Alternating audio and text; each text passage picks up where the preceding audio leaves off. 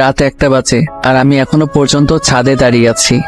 কেন জানি আজকে আর রুমে যেতে মন চাচ্ছে না।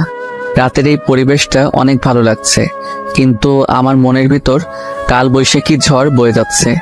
নিজের মনের কষ্টটা আজ কাউকে বলতে পারছি না। হঠাৎ পিছন থেকে কে যেন ডাক দিল। চোখের পানিগুলো মুছে পিছনে তাকিয়ে দেখে আব্বু দাঁড়িয়ে আছে। আব্বু আমার সামনে এসে বলতে লাগলো, নিলয়, তুই এখন এখানে দাঁড়িয়ে আছিস কেন? যা, তোর রুমে যা। মেয়েটা সেই কখন থেকে তোর রুমে একা বসে আছে।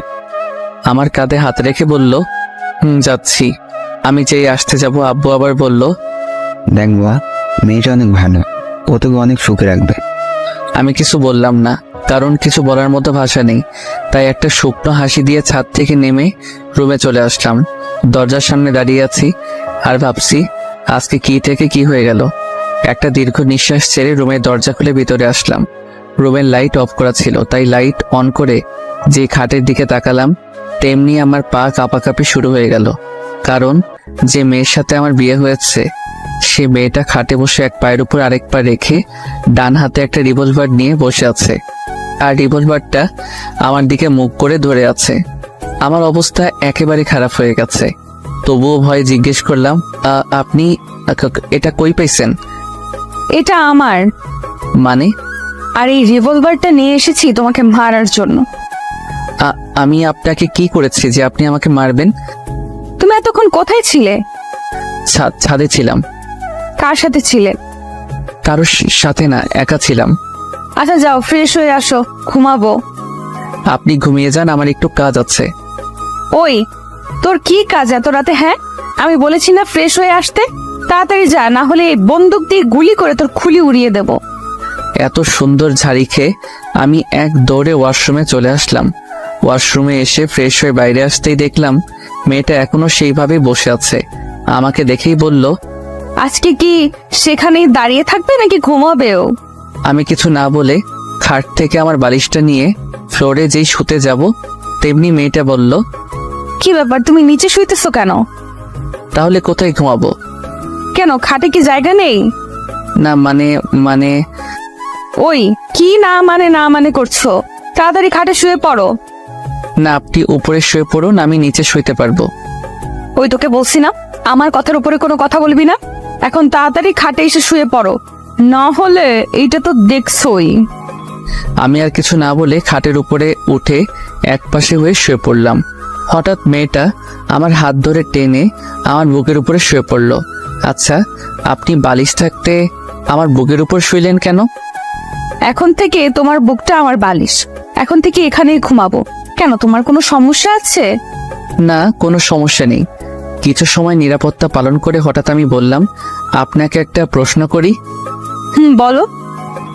আপনার নাম কি? মেয়েটা আমার বুক থেকে মাথা তুলে ড্যাব ড্যাব করে তাকিয়ে বলল, তুমি কি আমার নাম জানো না? না। আমার নাম জান্নাতুল হাসানুল রোজা।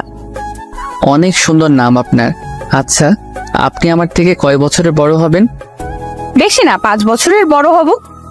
আমার থেকে 5 বছরের বড় আপনি? আচ্ছা, আপনি কি কখনো রিলেশন করেননি? না, ইসলাম ধর্মে বলা হয়েছে প্রত্যেক মেয়ের উচিত শুধু তার স্বামীকে ভালোবাসার। তাই আমি কোনো রিলেশনে জড়াইনি। আর একটা কথা, আমাকে আপনি বলবা না, তুমি করে বলবা, ঠিক আছে? এখন ঘুমাও, অনেক রাত হয়ে গেছে, সকালে উঠে আবার নামাজ পড়তে হবে। একথা বলে আবার বুকে মাথা রেখে শুয়ে পড়ল। রোজা আমার বুকে মাথা রেখে ঘুমিয়ে পড়ল। অল্প কিছু সময়ের মধ্যে আমিও ঘুমিয়ে পড়লাম। সকালে এমন মনে হচ্ছে কে যেন আমাকে ধাক্কা দিচ্ছে। চোখ খুলে দেখি একটা পরীর মতো দেখতে একটা মেয়ে আমার সামনে বসে আছে। আমার ঘুম যেন 1 সেকেন্ডের মধ্যে হাওয়া হয়ে গেল। হঠাৎ রোজা বলল, এই কি হলো? এমন ড্যাব ড্যাব করে কি দেখছো? না মানে, এত সকালে ডাক দিলেন কেন? এখন উঠে তাড়াতাড়ি গোসল করে মসজিদে নামাজ পড়তে যাও। এত সকালে কেউ গোসল করে নাকি? রোজা খাটের কর্নার থেকে বন্দুকটা নিয়ে আমার মাথায় ধরে বলল, কি বললি? আবার বলতো। কি? আমি কি বললাম?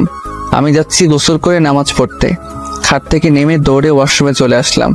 ফ্রেশ হয়ে মসজিদে নামাজ পড়তে চলে আসলাম। নামাজ পড়ে মসজিদ থেকে বের হলাম। বাইরে পরিবেশটা অনেক ভালো লাগছে। আজকে অনেকদিন পর আবার ফজরের নামাজ পড়লাম। বেশি দেরি না করে বাসায় চলে আসলাম, কারণ আমার অনেক ঘুম পাচ্ছে। বাসায় এসে দেখলাম রোজা মাত্র নামাজ শেষ করলো। আমাকে দেখে বলল, তুমি একটু বসো, আমি জামাটা পাল্টে নেই, তারপর দুজনে একসাথে জগিং করতে যাব। আমি এখন ঘুমাবো। আপনার যদি কোথাও যেতে মনে চায় আপনি যেতে পারেন। ঠিক আছে জানদো, তুমি একটু অপেক্ষা করো, আমি ড্রেস চেঞ্জ করে আসি, তারপর তোমাকে দেখছি। আমিও আর বসে না থেকে শুয়ে পড়লাম। হঠাৎ রোজা ওয়াশরুম থেকে বের হয়ে দেখলো আমি শুয়ে পড়ছি। ও আর কোনো কথা না বলে খাটের কর্নার থেকে রিভলভারটা নিয়ে আমার পেটে খোঁচা দিচ্ছে। আমি একটু বিরক্তি নিয়ে চোখ খুলে দেখি রোজা আমার সামনে বসে রিভলভার দিয়ে আমাকে খোঁচাচ্ছে। আমি এক লাফে খাট থেকে নেমে কিছুটা দূরে গিয়ে দাঁড়িয়ে বললাম, আচ্ছা আপনার সমস্যা কি? হ্যাঁ, কিছু একটা হইলে আপনি এই বন্দুকটা দেখে ভয় দেখান। আপনার সমস্যা কি বলেন তো? ফালতু মেয়ে যত সব। রোজা কিছু না বলে রুম থেকে চলে গেল। আমি বেলকনিতে চলে আসলাম। কেন জানি মনের ভিতরে খারাপ লাগতেছে। মেয়েটাকে একটু বেশি বলে ফেলেছি মনে হয়। বেলকনিতে বসে এগুলো ভাবছিলাম। হঠাৎ রোজা আমার পাশে এসে বসলো। আমি অদ্ভুত দৃষ্টিতে ওর দিকে তাকিয়ে আছি, কারণ কিছুক্ষণ আগে আমি এই মেয়েকে এত কথা বললাম, আর এই মেয়ে এখন হাসি খুশি হয়ে আমার পাশে বসে কফি খাচ্ছে। আমাকে এইভাবে ওর দিকে তাকিয়ে থাকতে দেখে রোজা ওর কফির মুখটা আমার দিকে বাড়িয়ে দিল। নাও তাড়াতাড়ি কফিটা খেয়ে নাও, না হলে ঠান্ডা হয়ে যাবে। না, আমার এখন কফি খাওয়ার মুড নেই। ওই তোরে খাইতে কইছি না, তুই আমার উপর আবার কথা বলতেছিস কেন? না মানে, ওই কি মানে, কফি খাবি নাকি গুলি খাবি? আমি কিছু না বলে রোজার হাত থেকে কফির মগটা নিয়ে নিলাম। রোজা মুচকি এসে বলল, আমার শোনাটা। আমি কিছু না বলে কফি খাচ্ছি। হঠাৎ আমি বললাম, সরি। কিসের জন্য? না মানে, কিছুক্ষণ আগে তোমার সাথে খারাপ ব্যবহার করেছিলাম, তাই সরি। না, আমি কিছুই মনে করিনি। কি অদ্ভুত মেয়ে, এত জোরে ধমক দিলাম আর এই মেয়ে বলছে কিছুই না। রোজা আমার সাথে চেপে বসলো। আমি যে উঠতে যাব তেমনি রোজা আমাকে টান মেরে বসিয়ে বলল, ওই কোথায় যাচ্ছ? রুমে। না, রুমে যাওয়ার কোনো প্রয়োজন নেই, এখানেই বসে থাকো। দেখো সকালের পরিবেশটা কত সুন্দর। আমি এক মনে রোজার দিকে তাকিয়ে আছি। এই মেয়েটা অনেক অদ্ভুত, আবার মায়াবীও। মাত্র কালকে দেখা হলো, আর এমন দেখাচ্ছে যে সে আমাকে আরো অনেক বছর আগে থেকে ভালোবাসে। ডাইনিং টেবিলে বসে আছি, আম্মু আর রোজা রান্নাঘরে কাজ করছে। আব্বু, তোমরা আমার সাথে এমন করলে কেন? আব্বু আর নেহা চোখ বড় বড় করে তাকিয়ে আছে। হঠাৎ আব্বু বলল, আমি আবার তোর সাথে কি করলাম? কিছু জানো না তাই না? আরে কি হয়েছে বলবি তো? তোমরা আমার থেকে 5 বছর বড়। এক মেয়েকে আমার সাথে বিয়ে দিয়েছো, কেন করলে আমার সাথে এমন? শোন নীল, বাবা মা সন্তানের জন্য যা করে তা ভালোর জন্য করে। দেখিস তুইও রোজার সাথে সুখী থাকবি। আব্বু, আমি আরেকজনকে ভালোবাসি, আর আমি এই বিয়ে মানি না। ভাইয়া, কি বলছিস তুই? পাগল হয়ে গেলি নাকি? দেখো নীল, বিয়ে কোনো ছেলে খেলা না, বুঝলে? রোজ এখন থেকে তোমার বউ, এটা ভুলে যেও না। আমি এই বিয়ে মানি না, আর আমি বললাম তো আমি আরেকজনকে ভালোবাসি। তুমি যে মেয়েকে ভালোবাসো সেই মেয়ে একটা বাজে মেয়ে। রাস্তায় রাস্তায় ছেলেদের সাথে চলাফেরা করে, ও তোমাকে নিয়ে খেলছে। আর আমি কিছু বলতে যাব ঠিক সে সময় আম্মু আর রোজা রান্নাঘর থেকে নাস্তা তৈরি করে নিয়ে আসলো। রোজা এসে আমার পাশে বসলো।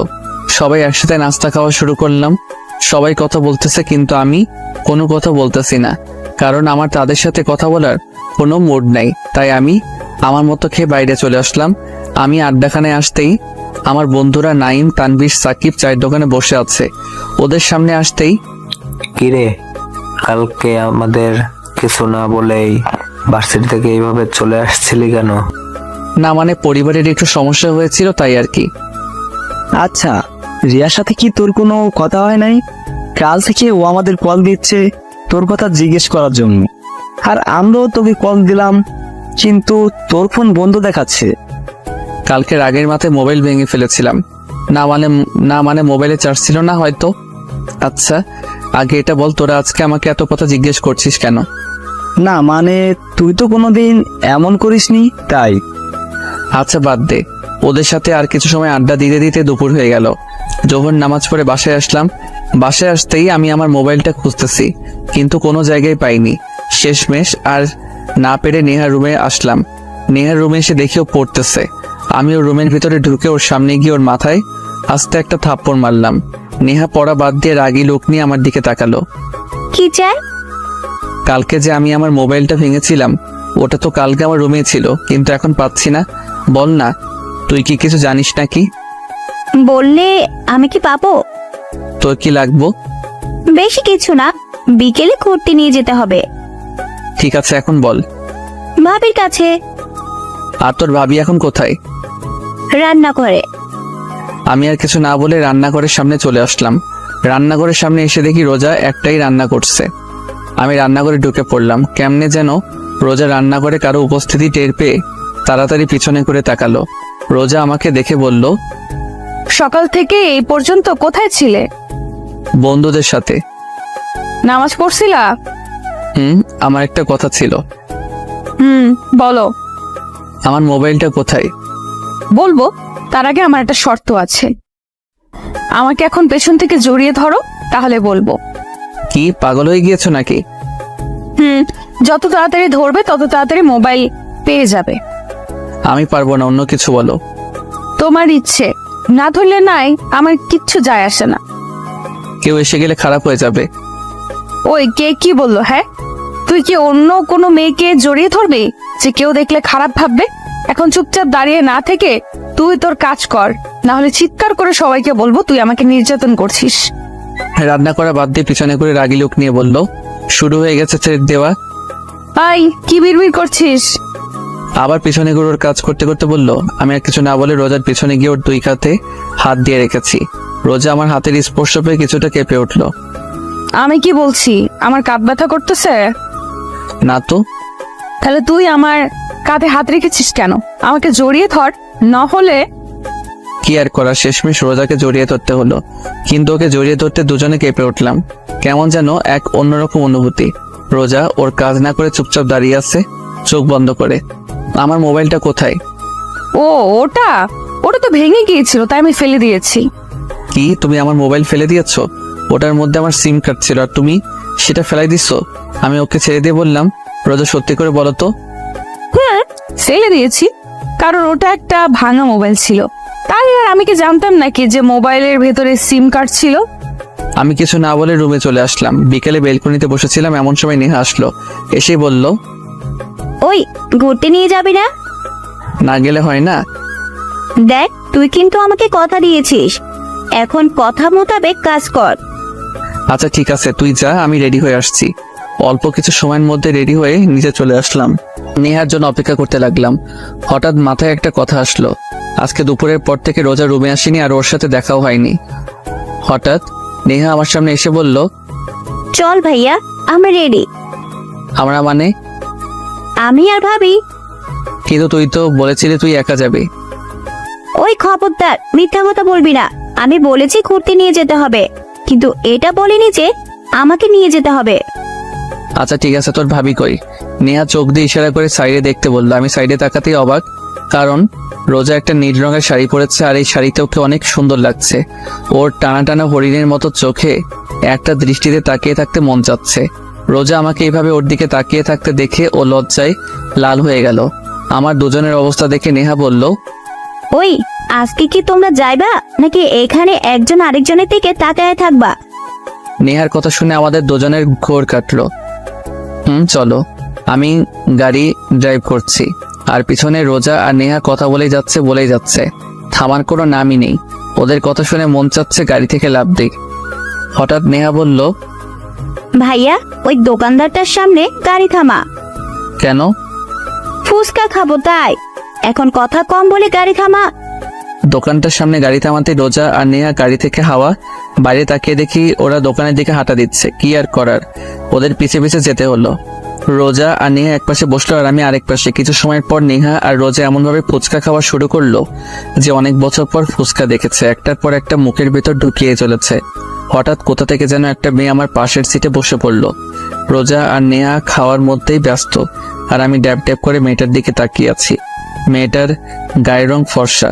মেয়েটা একটা কালো রঙের শাড়ি পরেছে, হাতে কালো চড়ি, কপালে কালো টিপ। মেয়েটাকে অনেক সুন্দর লাগছে। হঠাৎ মেয়েটা আমাকে বলল, আচ্ছা, আপনি কি সিঙ্গেল? আমি আপনাকে অনেক ভালোবেসে ফেলেছি। আমি রোজা নেহার দিকে তাকিয়ে দেখি নেহা ফুচকা না খেয়ে ড্যাব ড্যাব করে মেয়েটার দিকে তাকিয়ে আছে, কিন্তু রোজা চুপচাপ ফুচকা খেয়ে যাচ্ছে। আমি পুরো অবাক হয়ে গেলাম। স্ত্রীর সামনে নিজের স্বামীকে অন্য মেয়ে প্রপোজ করছে, আর এই মেয়ে কোনো কিছু না করে ফুচকা খাচ্ছে। কি অদ্ভুত মেয়ে।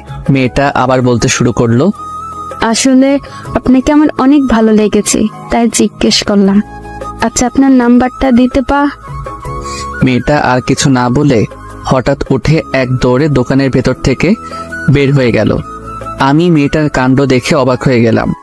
এমন ভাবে দৌড় দিল যে কোনো ভূত দেখেছে। আমি নেহার দিকে তাকিয়ে দেখি ও রোজার দিকে তাকিয়ে আছে। আমি রোজার দিকে তাকাতেই আমার গলা শুকিয়ে কাঠ হয়ে গেছে, কারণ রোজা সেই রিভলভারটা টেবিলের উপর রাখা, আর ও চুপচাপ ফুচকা খাচ্ছে যেন কিছুই না। নেহা এমনভাবে রোজার দিকে তাকিয়ে আছে যে ওর চোখ এখনই বের হয়ে আসবে। আমি কাঁপা কাঁপা কণ্ঠে বললাম, এটা এখানে কোথা থেকে আসলো? ভাবি তার ব্যাগ থেকে বের করলো। রোজা নেহার আর আমার অবস্থা দেখে হেসে উঠল। নেহার কানে কানে কি যেন বলল। হঠাৎ নেহা চিৎকার করে বলে উঠল, সিরিয়াসলি? ও জানে। না। বলেই ওরা দুজন আমাকে দেখে হেসে গড়াগড়ি খাচ্ছে। আমার অবস্থা খারাপ। তাড়াতাড়ি করে এক গ্লাস পানি খেলাম, বিল দিয়ে এসে গাড়িতে বসলাম। আমি গাড়ি ড্রাইভ করছি, আর ওরা দুজন কি নিয়ে যেন হাসাহাসি খাচ্ছে। আচ্ছা, তুমি কি সবসময় তোমার সাথে এই রিভলভারটা নিয়ে চলাফেরা করো? ভয় করে না? যেমন? যদি কোনোদিন তোমার কাছে বন্দুক দেখে পুলিশ তোমাকে ধরে নিয়ে যায়? আমার কথা শুনে ওরা দুজন আবার হাসতে হাসতে গড়াগড়ি খাচ্ছে।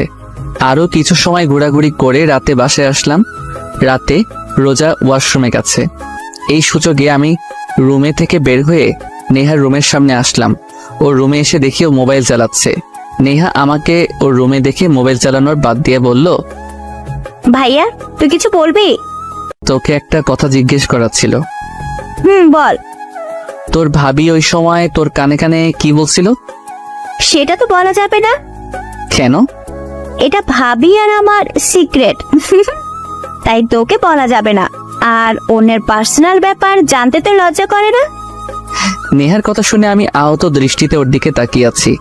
আমার বোন মির্জাফর আর আমি জানতাম না।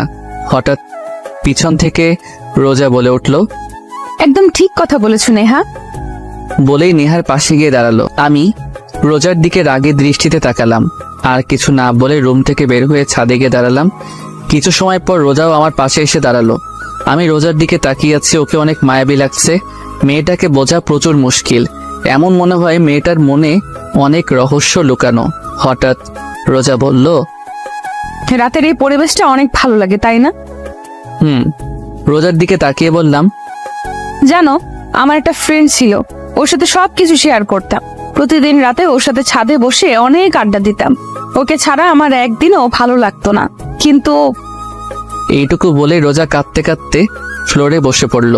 ও এমন ভাবে কান্না করছে যে ওর জীবন থেকে বেশ মূল্যবান কিছু হারিয়ে ফেলেছে। ওর এইভাবে কান্না কেন যেন আমার আর সহ্য হচ্ছে না। বুকের ভিতর কেমন যেন লাগছে। আমি রোজার পাশে বসে ওর কাঁধে হাত রাখলাম। কি হয়েছিল সেই দিন? আর তুমি এমন ভাবে কান্না করছো কেন?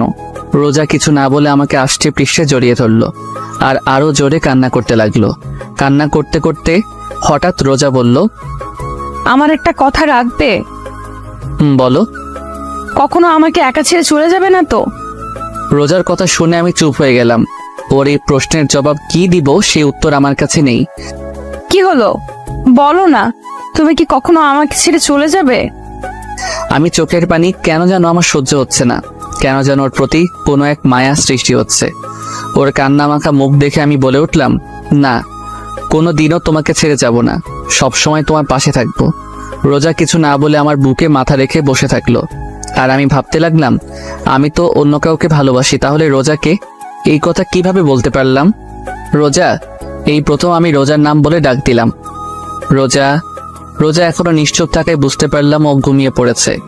রাত 11টা বেজে গেছে, আর আকাশের অবস্থা দেখে বোঝা যাচ্ছে বৃষ্টি আসতে পারে। তাই বেশি দেরি না করে রোজাকে সাবধানে কোলে তুলে নিলাম। ছাদ থেকে নেমে রুমে যাচ্ছি, এমন সময় আমাদের সামনে নেহা এসে হাজির।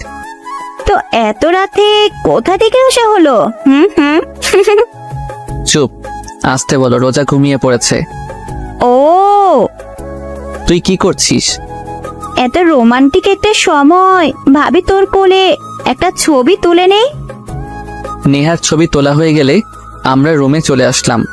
রোজাকে বিছানায় শুয়ে দিলাম। আমি ওর অপর পাশে শুয়ে পড়লাম, রোজার দিকে মুখ করে। ঘুমন্ত অবস্থায় রোজাকে অনেক মায়াবতী লাগছে। কান্না করার ফলে ওর দু চোখ ফুলে গেছে, নাক লাল হয়ে গেছে।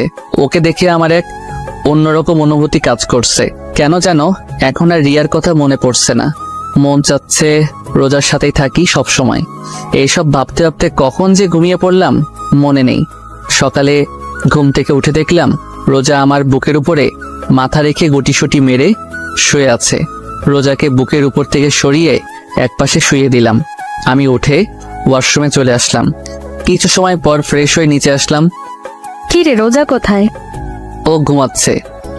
ও, তুই এখন কি ভার্সিটিতে যাবা? হুম, নেহা কি যাবে না? নেহা তো ওর ফ্রেন্ডদের সাথে চলে গেছে। ও, কিছু সময় পর ভার্সিটির উদ্দেশ্যে রওনা দিলাম।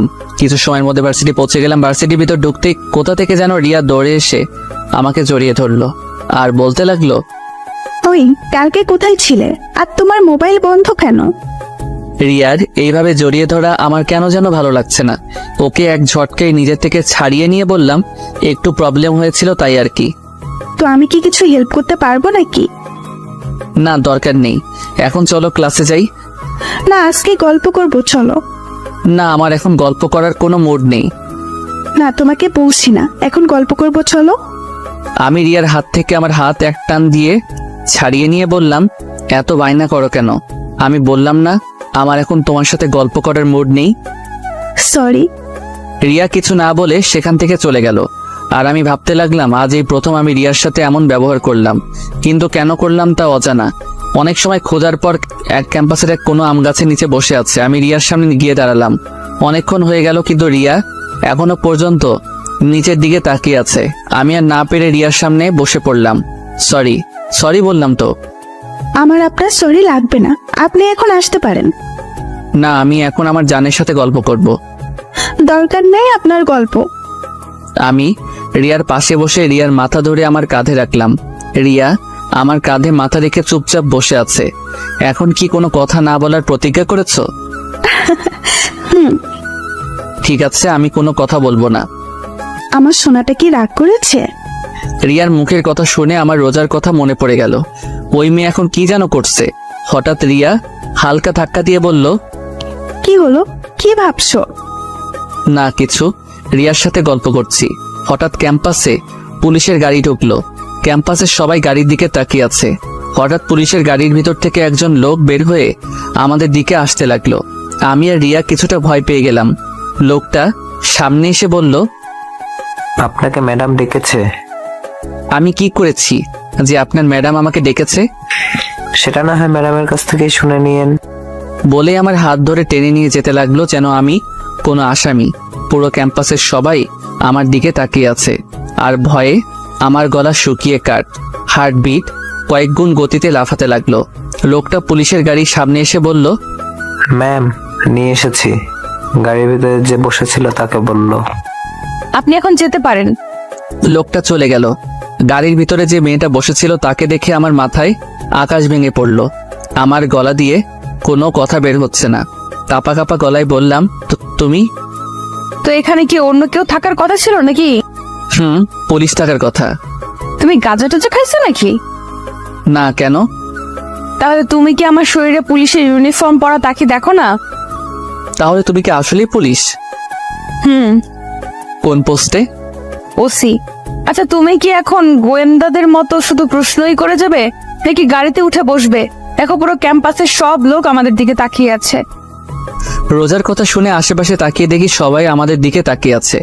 রিয়ার দিকে তাকিয়ে দেখি ও ওখানেই থ মেরে দাঁড়িয়ে আছে। আমি কোনো কথা না বলে গাড়িতে উঠে বসলাম। রোজা ড্রাইভ করছে আর আমি চুপচাপ ড্যাব ড্যাব করে রোজার দিকে তাকিয়ে আছি। রোজাকে এই ড্রেসে এক কথায় অসাধারণ লাগছে। রোজা আমাকে এইভাবে তাকিয়ে থাকতে দেখে লজ্জা মাখা মুখে বলল, ওই এইভাবে ড্যাব ড্যাব করে তাকে কি দেখছো? তোমাকে? আমাকে দেখার মতো আমার মাঝে এমন কি আছে বলতে পারলাম না, কিন্তু তোমাকে অনেক সুন্দর লাগছে। তাই? আচ্ছা, এই কয়দিন না আমাকে ভয় পাইতা? না, ভয় কেন লাগবে? এখন কি ভয় লাগছে না? আমার সাথে ফাজলামে আমাকে ছাড়া অন্য কোনো মেয়ের সাথে থাকলে জেলে ভরে দিতে পারতো। রোজার কথা শুনে এখন ভয় লাগতে শুরু করলো, কারণ এই মেয়ের কথা বলা যায় না, বিনা কারণে জেলেও ঢুকিয়ে দিতে পারে। আমি রোজার দিকের থেকে চোখ ফিরিয়ে বাইরের দিকে তাকিয়ে থাকলাম। আমার অবস্থা দেখে রোজা হেসে ফেললো। কিছুক্ষণ পর রোজা আমাকে নিয়ে লেগের পাড়ে আসলো। রোজা আর আমি একটা বেঞ্চে বসে আছি, কেউ কোনো কথা বলছি না। নিরাপত্তা ভেঙে হঠাৎ রোজা বলল, তোমাকে একটা প্রশ্ন করি। বলো। ক্যাম্পাসে তোমার সাথে যে মেয়েটা বসেছিল সে কি আমার সতীন? রোজা এমন প্রশ্ন করবে তা ভাবতে পারিনি। ওর এই প্রশ্নের জবাব কি দিব তা ভেবে পাচ্ছি না। আমাকে চুপ থাকতে দেখে রোজা বলল, এই শোনো, আমি কিন্তু অন্য কারোর সাথে আমার স্বামীর ভাগ বসাবো না। তুমি শুধু আমার। অন্য কোনো মেয়ের দিকে তাকালে তোমাকে বিনা টিকিটে উপরে পাঠিয়ে দেবো। বুঝেছি। আচ্ছা, একটা প্রশ্ন করি। বলো।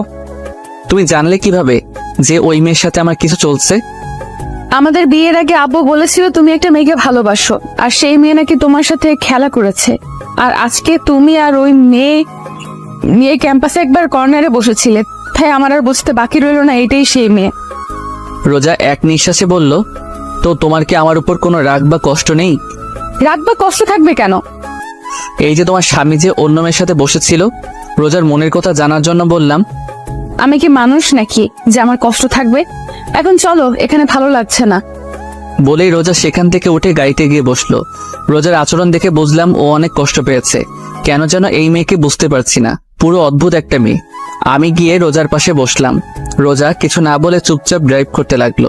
আমার নিজের ভিতর কেমন যেন একটা গিল্টি ফিল হতে লাগলো। রোজাকে কি বলবো তা খুঁজে পাচ্ছি না। হঠাৎ রোজা একটা মলের সামনে গাড়ি থামিয়ে বলল, নামো। আমরা এখানে কেন এসেছি? ওই, তুই নামবি নাকি অন্য কোনো পদক্ষেপ নিব? আমি কিছু না বলে গাড়ি থেকে নেমে রোজার পিছনে পিছনে চুপচাপ হাঁটছি। হঠাৎ রোজা একটা মোবাইলের শোরুমে ঢুকলো। আমি একটু দাঁড়িয়ে ভাবলাম রোজা এখানে কেন এসেছে। কিছু না ভেবে দোকানের ভিতরে ঢুকে পড়লাম। রোজা একটা মোবাইল সিম কার্ড কিনলো। আমি চুপচাপ দেখে যাচ্ছি।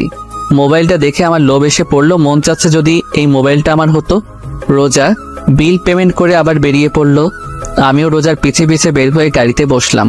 কিছুক্ষণ পর রোজা একটা রেস্টুরেন্টের সামনে গিয়ে গাড়ি থামালো। আমার দিকে তাকাতেই আমি গাড়ি থেকে নেমে পড়লাম। রোজা আর আমি রেস্টুরেন্টে থেকে লাঞ্চ করলাম, কিন্তু রোজা আমার সাথে কোনো প্রকার কথাও বলেনি। আর একটা লজ্জাজনক কথা, সব পেমেন্ট রোজাই করেছে, কারণ আমি বেকার। কিছু সময় পর দুজনেই বাসায় চলে আসলাম। বাসায় আসতেই আম্মু রোজাকে ডাকলো। রোজা কিছু না বলে রুমে চলে গেল। আম্মু আমাকে দেখে আমার সামনে এসে বলল, কি রে, রোজার আবার কি হলো? ওই কিছু না তো। দেখ নীল, আমার সাথে মিথ্যা কথা বলবি না, বল কি হয়েছে? ও আমার সাথে একটু রাগ করেছে, এইটুকুই। আর কি নিয়ে রাগ করেছে? তেমন কিছু না, আমি এখন রুমে গেলাম বলে ওখান থেকে চলে আসলাম। রুমের সামনে এসে দেখি রোজা মার্কেট থেকে যেই মোবাইলটা কিনেছিল সেটা চালাচ্ছে। আমাকে দেখেও না দেখার ভান করে এক মনে মোবাইল চালাতে লাগলো। আমিও কিছু না বলে ওয়াশরুমে চলে গেলাম। ওয়াশরুমে এসে ভাবতে লাগলাম যে ওর রাগ ভাঙানো যায় কিভাবে, কিন্তু কোনো আইডিয়া পেলাম না। ওয়াশরুম থেকে বের হয়ে দেখলাম রোজা আগের মতোই খাটে বসে মোবাইল গোতাচ্ছে। আমি চুপচাপ রোজার পাশে গিয়ে বসে থাকলাম, কিন্তু এই মাইয়ার সেই জায়গায় কোনো খেয়ালই নাই। আমি ড্যাব ড্যাব করে ওর দিকে তাকিয়ে আছি আর ও এক মনে মোবাইলের দিকে। আমি এইবার মাথা নিচু করে বসে রইলাম।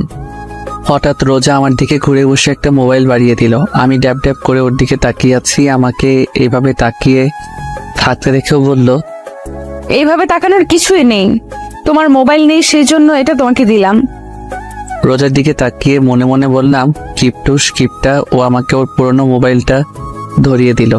আর আমি ভেবেছিলাম ও আমাকে এই নতুন মোবাইলটা দিবে। আমি মুখ কালো করে রোজার দিকে তাকিয়ে আছি, আর রোজা এই মজির মতো আমার দিকে তাকিয়ে আছে। আমি রোজার হাত থেকে মোবাইলটা নিয়ে নিলাম। হঠাৎ রোজা আমাকে বলল, একটু সামনে এসো, তোমাকে একটা কথা বলার ছিল। আমি রোজার দিকে একটু আগাতেই রোজা বলল, জানো, এই মোবাইলটা আমার অনেক দিন ধরে কেনার শখ ছিল, তাই এটা আমি রেখে দিলাম। আর আমার এই মোবাইলটা যখন পুরাতন হয়ে গেছে, তাই এটা তুমি রেখে দাও। রোজার কথা শুনে আমি হেসে উঠলাম। রোজা আমার দিকে অদ্ভুত দৃষ্টিতে তাকিয়ে আছে। হাসছো কেন? তুমি তোমার মোবাইলটা দিয়ে অনেক বড় উপকার করলা। মানে? তুমি তো আমাকে তোমার মোবাইল দিয়ে দিলে, তাই এখন আর মোবাইল কেনার কোনো প্রয়োজন নেই। আর আব্বু তো জানে যে আমার মোবাইল নেই, আর আব্বুর থেকে মোবাইল কেনার জন্য ফাও টাকা পাবো, বুঝেছো? কিন্তু এই মাইয়া কি পাগল হয়ে গেল নাকি? রোজা হাসতে হাসতে বিছানায় গড়াগড়ি খাচ্ছে, কিন্তু আমি কিছুই বুঝতে পারছি না এখানে হাসার কি আছে। হাসছো কেন? দাঁড়াও, আগে হেসে নেই, তারপর বলছি। আমি কি কোনো জোক করেছি? কি? রোজা একটু হাসি থামিয়ে বলল, তোমার মতে আমি কি আমার টাকা দিয়ে এই মোবাইলটা কিনেছি? হুম। এই মোবাইল কেনার টাকা আব্বু আমাকে দিয়েছে আর বলেছিল তোমাকে একটা ভালো মোবাইল কিনে দিতে। এখন হয়তো বুঝেছো। বলেই আবার হাসতে লাগলো। তোমার আব্বু টাকা দিয়েছিল আমাকে মোবাইল কিনে দিতে? তোমার আব্বু দিয়েছে। আমি বুকে হাত দিয়ে বিছানায় চিত হয়ে শুয়ে পড়লাম আর বলতে লাগলাম, আমার টাকা আমার মোবাইল অনেক বড় একটা শখ খেয়েছি। আমার অবস্থা দেখে রোজা আমার সামনে এসে বলল, কি হয়েছে তোমার? এমন করছো কেন? আমার টাকা আমার মোবাইল। আচ্ছা, টাকার বদলে অন্য কিছু দিলে হবে নাকি? ওই মোবাইলটা আমাকে দিলে খুশি হতাম। না, তা হবে না, অন্য কিছু লাগলে বলো। না, আমার অন্য আর কিছু লাগবে না। বলে যেই উঠতে যাব, রোজা আমার বাম হাত ধরে টান মেরে আবার শুয়ে দিয়ে আমার বুকের উপর উঠে বসলো। ওই কই যাচ্ছ? ও ওয়াশরুমে যাচ্ছিলাম। কিছু সময় আগে না ওয়াশরুমে গিয়েছিলে? আবার যেতে মন চাচ্ছিল। কেন, ওয়াশরুমে কি ওই ডাইনি বুড়ি রিয়া আছে নাকি? হুম। কি বললি? আবার বলতো। না মানে কি না মানে বলছিস, ভালো মতো বল। আমি যেই কিছু বলতে যাব তার আগেই রোজা ওর মুখ আমার মুখের সামনে নিয়ে আসলো। রোজার নিঃশ্বাস আমার মুখে পড়ছে আর আমার নিঃশ্বাস রোজার মুখে। রোজা কিছুটা কেঁপে উঠল। ও এক দৃষ্টিতে আমার চোখের দিকে তাকিয়ে আছে। আমি চোখ সরিয়ে নিলাম। যেই রোজাকে সরাতে যাব তার আগেই রোজা আমার ঠোঁটের ওইতে নিয়ে নিল। প্রায় 6 মিনিট পাগলের মতো কিস করার পর হঠাৎ আমার নিঃশ্বাস বন্ধ হয়ে যাচ্ছে, তাই রোজাকে ধাক্কা দিয়ে সরিয়ে ফেললাম। দুজনেই হাঁপাতে লাগলাম। রোজা বলল, ওই তুমি আমাকে সরালে কেন? এমন পাগলের মতো কেউ কাউকে কিস করে? আর একটু হলেই তো মরে গিয়েছিলাম। আমার স্বামীকে আমি মেরে ফেলবো, কিস করবো, তাতে তোমার কি? আচ্ছা, তোমার কি লজ্জা করে না? কেন লজ্জা করবে? তোমার থেকে বয়সে একটা ছোট ছেলেকে কিস করতে? আর এই বয়সে কম ছেলেটা আমার স্বামী, তাই আমার যা মন চাইবে আমি তাই করব। বলেই রোজা চলে গেল আর আমি ছাদে চলে আসলাম। ছাদে এক কর্নারে দাঁড়িয়ে ভাবতে লাগলাম, এখন মনে হচ্ছে রোজার জন্য আমার মনে ভালোবাসা জন্ম নিয়েছে। ওর এই পাগলামোগুলো কেন যেন ভালো লাগছে। তাহলে কি আমি রোজাকে ভালোবেসে ফেলেছি? কিন্তু আমি তো রিয়াকে ভালোবাসি। রাতে সবার সাথে খাওয়া দাওয়া করে রুমে এসে খাটে বসে রোজার দেওয়া মোবাইলটা হাতে নিয়ে দেখতে লাগলাম। আর ভাবছি মোবাইলটা চালু করব নাকি। বেশি কিছু না ভেবে মোবাইলটা অন করলাম। মোবাইলের ওয়ালপেপার দেখে আমি একটু অবাক হলাম, কারণ সেদিন রাতে নেহা আমার আর রোজার যে ছবিটা তুলেছিল সেটা দিয়ে রেখে, তার মানে সেই রাতের ঘটনা রোজা নেহার থেকে শুনেছে। ওসব ভাবছি, হঠাৎ রোজা রুমে ঢুকলো। কিছু না বলে রুমের দরজা লাগিয়ে আমার সামনে এসে বলল, আমি এখন ঘুমাবো। তো ঘুমিয়ে যাও, আমি কি তোমাকে ধরে রেখেছি নাকি? তুমি কি ঘুমাবে না? তাহলে ঘুমাও, এত রাতে ফোন চালাচ্ছ কেন? তুমি ঘুমিয়ে পড়ো, আমি একটু পর ঘুমাবো। বুঝেছি, ভালোভাবে বললে হবে না। বলেই রোজা খাটের উপরে উঠে আমার হাত থেকে মোবাইলটা নিয়ে নিল। আমি শুধু নির্বাক দর্শক হিসেবে তাকিয়ে আছি। মোবাইলটা সাইডে রেখে আমার হাত টান মেরে শুয়ে দিয়ে ও আমার বুকের উপর শুয়ে পড়লো। আমি এখনো নির্বাক দর্শক হিসেবে তাকিয়ে আছি। এটা কি হলো? কোথায় আবার কি হলো? তুমি আমার উপর কেন শুয়েছ? বিছানায় তো বালিশ আছে, ওখানে সব। আমার বালিশ শুধু তুমি। নয় হ্যাঁ, এখন কথা কম বলে শুয়ে পড়ো, অনেক রাত হয়েছে। আমি আর কিছু বললাম না, কারণ এই মেয়ের সাথে কথায় পেরে ওঠা অসম্ভব। কিছুক্ষণের মধ্যে আমরা ঘুমিয়ে পড়লাম। সকালে ঘুম থেকে উঠে দেখলাম রোজা প্রতিদিনের মতো আমার বুকের উপর মাথা রেখে শুয়ে আছে। আজকে কেন জানি ওর এইভাবে শুয়ে থাকা আমার ভালো লাগছে। আমার ডান হাতটা দিয়ে ওর মুখের উপর আসা চুলগুলো ওর কানের পিছনে গুঁজে দিলাম। ও কিছুটা নেড়ে উঠল। কিছুক্ষণ এক দৃষ্টিতেই ওর দিকে তাকিয়ে থাকলাম। ওকে অনেক রূপবতী দেখাচ্ছে। রোজাকে সাবধানে বুকের উপর থেকে উঠিয়ে সাইডে শুয়ে দিলাম। আমি উঠে ফ্রেশ হয়ে নাস্তা করে ভার্সিটির উদ্দেশ্যে বেরিয়ে পড়লাম।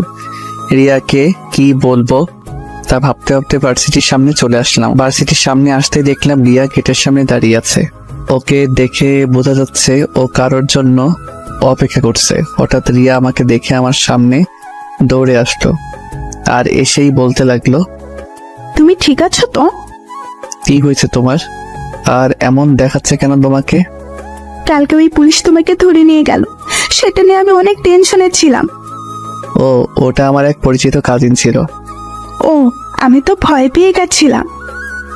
আচ্ছা, এটা বলো এখানে কার জন্য অপেক্ষা করছিলে?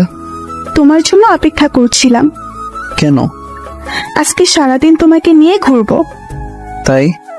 হ্যাঁ, তো কোথায় যাইবা এখন? লেকের পাড়ে যাবো, চলো। ঠিক আছে চলো। আমি আর রিয়া রিক্সায় উঠলাম। রিক্সা চলছে তার আপন গতিতে। রিয়া আমার এক হাত ঝাপটে ধরে বসছে। ওর এইভাবে আমার হাত ধরে থাকা কেন জানি ভালো লাগছে না। কিছু সময়ের মধ্যে লেকের পাড়ে এসে পড়লাম। রিক্সা ভাড়া মিটিয়ে আমি আর রিয়া পাশাপাশি হাঁটছি। হঠাৎ রিয়া বলল, চলো ওখানে বসি। ঠিক আছে। রিয়ার আর আমি পাশাপাশি বসলাম। অনেক সময় হয়ে গেল কিন্তু দুজনেই চুপচাপ বসে আছি। কিছু সময় পর হঠাৎ রিয়া বলল, একটা কথা জিজ্ঞেস করার ছিল। বলো, কি জিজ্ঞাসা করতে চাও? সত্যি কথা বলবে তো? বলো, কি এমন কথা? তুমি কি আমার থেকে কিছু লুকাচ্ছ? আমি রিয়ার কথার উত্তর কি দিব সেটা ভাবছি। ওকে কি সত্যিটা বলে দিব নাকি? আমাকে চুপ থাকতে দেখে রিয়া বলল, কি হলো, কি ভাবছো? না কিছু না। তুমি কি বলছিলে? আমি বলছিলাম যে তুমি কি আমার থেকে কিছু লুকাচ্ছ? না মানে আমি আবার তোমার থেকে কি লুকাবো? না মানে তুমি কিছুটা বদলে গেছো, আগের মতো আর নেই। আমি আগের মতোই আছি। আচ্ছা বাদ দাও এই টফি। দুজনে আবার চুপ হয়ে গেলাম, কেউ কোনো কথা বলছি না। আবার কিছু সময় পার হয়ে গেল। হঠাৎ আমার মোবাইলে কল আসলো। মোবাইলের স্ক্রিনে তাকিয়ে দেখি আননোন নাম্বার থেকে কল আসছে। আমি তো এই সিম কার্ডের নাম্বারে কাউকে দেইনি, তাহলে কে কল দিল? এসব ভাবতে ভাবতে কলটা কেটে গেল। এটা দেখে রিয়া বলল, কি ব্যাপার, কলটা ধরলে না কেন? আমি কিছু বলতে যাব তার আগে আবার কল আসলো সেই একই নাম্বার থেকে। রিয়ার থেকে কিছুটা দূরে গিয়ে কলটা রিসিভ করলাম। রিসিভ করতেই, ওই কই তুমি? কে আপনি আর কাকে কল দিয়েছেন? ওই আমি রোজা। রোজা? আমি এখন কই তুমি? আমি তো এখন ভার্সিটিতে আছি। সত্যি তো? হুম। ঠিক আছে, বাই। রোজা কলটা কেটে দিল। রোজার গলার আওয়াজ শুনে মনে হলো ও কান্না করছে। হঠাৎ রিয়া আমার পাশে এসে দাঁড়ালো। কি ব্যাপার, কে কল করেছিল? আব্বু। কি বললো? আরে তেমন কিছু না, এমনি কল দিয়েছিল। তুমি আমার থেকে কিছু লুকাচ্ছ না তো? আরে বাবা, আমি আবার কি লুকাবো। আচ্ছা এখন কি খাবে বলো? চলো ফুচকা খাবো। ঠিক আছে চলো। তারপর রিয়া আর আমি ফুচকার দোকানে ঢুকলাম। রিয়া ফুচকা খাচ্ছে আর মাঝে মাঝে আমার মুখে একটা ফুচকা তুলে দিচ্ছে। ওর সাথে সময় কাটাতে আমার অনেক ভালো লাগে, কিন্তু আজকে কেন যেন ভালো লাগছে না। মনে শুধু রোজার কথাই মনে পড়ছে। হঠাৎ মনে পড়লো এতক্ষণে তো ভার্সিটির সময় শেষ। হঠাৎ আমার মোবাইলে আবার কার যেন কল আসলো। পকেট থেকে মোবাইলটা বের করে স্ক্রিনে তাকিয়ে দেখি রোজা আবার কল করেছে। কিছু না ভেবে কলটা কেটে দিলাম। কলটা কেটে দিয়ে রিয়াকে বললাম, রিয়া আমার এখন যেতে হবে, একটা জরুরি কাজ আছে। না, আজকে আমরা সারাদিন ঘুরবো, তোমাকে আজকে সারাদিন আমার সাথে থাকতে হবে। রিয়া প্লিজ বোঝার চেষ্টা করো, আমার এখন যেতে হবে। রিয়া হালকা কেঁপে উঠলো, কারণ আমি কখনো ওর সাথে এইভাবে কথা বলিনি। আচ্ছা ঠিক আছে যাও। আর সরি। আমি বুঝতে পারলাম ওর সাথে এমনভাবে কথা বলা ঠিক হয়নি। আমি রিয়াকে বুকের সাথে জড়িয়ে ধরে বললাম, সরি প্লিজ, কষ্ট পেও না, একটু রাগ উঠে গিয়েছিল। প্লিজ সোনা, কথা বলো প্লিজ। তুমি বদলে গিয়েছো, তুমি আর আগের মতো নেই। বলেই রিয়া সেখান থেকে চলে গেল। আমি বিল পেমেন্ট করে দোকান থেকে বের হয়ে আসলাম। রাস্তায় এসে দাঁড়িয়ে আছি, নিজের উপর প্রচুর রাগ হচ্ছে, কিন্তু কারণ খুঁজে পাচ্ছি না। হঠাৎ আবার মোবাইলে রোজার কল আসলো। আমি কল রিসিভ করেই বললাম, আচ্ছা কি সমস্যা আপনার বলেন তো? মানে? এত কল করছেন কেন? না মানে অনেক সময় হয়ে গেছে ভার্সিটি থেকে আসছো না, তাই ফোন করছি। আমি কি এখন আপনার কথায় চলবো নাকি? আমার যখন বাসায় আসতে মন চাইবে আমি তখন আসবো। আর শোনেন, আমাকে কল দিয়ে বেশি বিরক্ত করবেন না বলেই কল কেটে দিলাম। অনেক রাগ হচ্ছে রোজার উপর। কেন যে আব্বু এই মেয়েটার সাথে আমাকে বিয়ে দিল, কয়েকদিনের মধ্যেই আমার আরামের জীবনটাকে তছনছ করে দিল। যত তাড়াতাড়ি সম্ভব এই মেয়েকে আমার জীবন থেকে সরাতেই হবে। মোবাইলটা অফ করে দিলাম, আনমনে রাস্তায় হাঁটতে লাগলাম। এভাবে রাত 11টা বেজে গেল। এখন আর রাগ নেই, এখন শুধু ভয় করতেছে বাসায় গেলে আব্বুকে কিভাবে ম্যানেজ করব। ভয়ে ভয়ে বাসার দিকে পা বাড়াতে লাগলাম। কিছু সময়ের মধ্যে বাসায় পৌঁছালাম। ডুপ্লিকেট চাবি দিয়ে বাসার দরজা খুলে টিপে টিপে হেঁটে হলরুমে সিঁড়িতে উঠতে যাব। হঠাৎ ডাইনিং টেবিলের দিকে চোখ যেতে দেখলাম রোজা চেয়ারে বসে টেবিলের উপরে মাথা রেখে শুয়ে আছে। ওকে দেখে মনে হচ্ছে ও অনেক সময় ধরে এখানে বসেছিল। ওর জন্য একটু খারাপ লাগলো। আস্তে আস্তে রোজার দিকে এগিয়ে গেলাম। রোজার পাশে টেবিলে বসে টেবিলে নক করলাম। 4 থেকে 5 বার টেবিলে আওয়াজ করার পর রোজার ঘুম ভাঙলো। হলরুমের লাইট জ্বালানোই ছিল। রোজার মুখ তুলতেই আমার কলেজা কেঁপে উঠলো, কারণ রোজার চোখের নিচে কালি পড়ে গিয়েছে। 2 চোখ একেবারে ফুলে গেছে, নাক ও গাল একেবারে লাল হয়ে আছে। যে মেয়েকে আমি সকালে ভালো দেখেছিলাম, সে মেয়ের অবস্থা দেখে আমার পায়ের নিচের থেকে মাটি সরে গেল। আমি এক দৃষ্টিতে রোজার দিকে তাকিয়ে আছি। হঠাৎ রোজা বলল, ও তুমি আসছো, বসো, তোমাকে খাবার দিচ্ছি। বলেই একটা প্লেটে খাবার বাড়তে শুরু করলো। আমি রোজাকে দেখে অবাক না হয়ে পারছি না, কারণ যেই মেয়ে আমাকে কথায় কথায় থ্রেট দিত, একটু ভুল করলে আমার অবস্থা টাইট করে দিত, আর আজ আমি সারাদিন বাইরে ছিলাম, ওর কলও রিসিভ করিনি। কোথায় ও আমার উপর রেগে থাকবে, কিন্তু তা না করে ও একেবারে শান্ত হয়ে আছে। আমার একটু ভয় হতে লাগলো, কারণ রোজার এই রূপ আমার মোটেও সুবিধার মনে হচ্ছে না। আর ওর চেহারার অবস্থা এমন কেন? হঠাৎ রোজা বলল, কি হলো, কি দেখছো? খাবার খাচ্ছ না কেন? আমি কিছু না বলে চুপচাপ খাবার খেতে লাগলাম। কি বলবো ওকে সেটাই ভেবে পাচ্ছি না, কারণ আজকে সকালে ওর সাথে যেভাবে কথা বলেছিলাম তা ভেবে বুঝতে পারছি কি থেকে কি শুরু করব।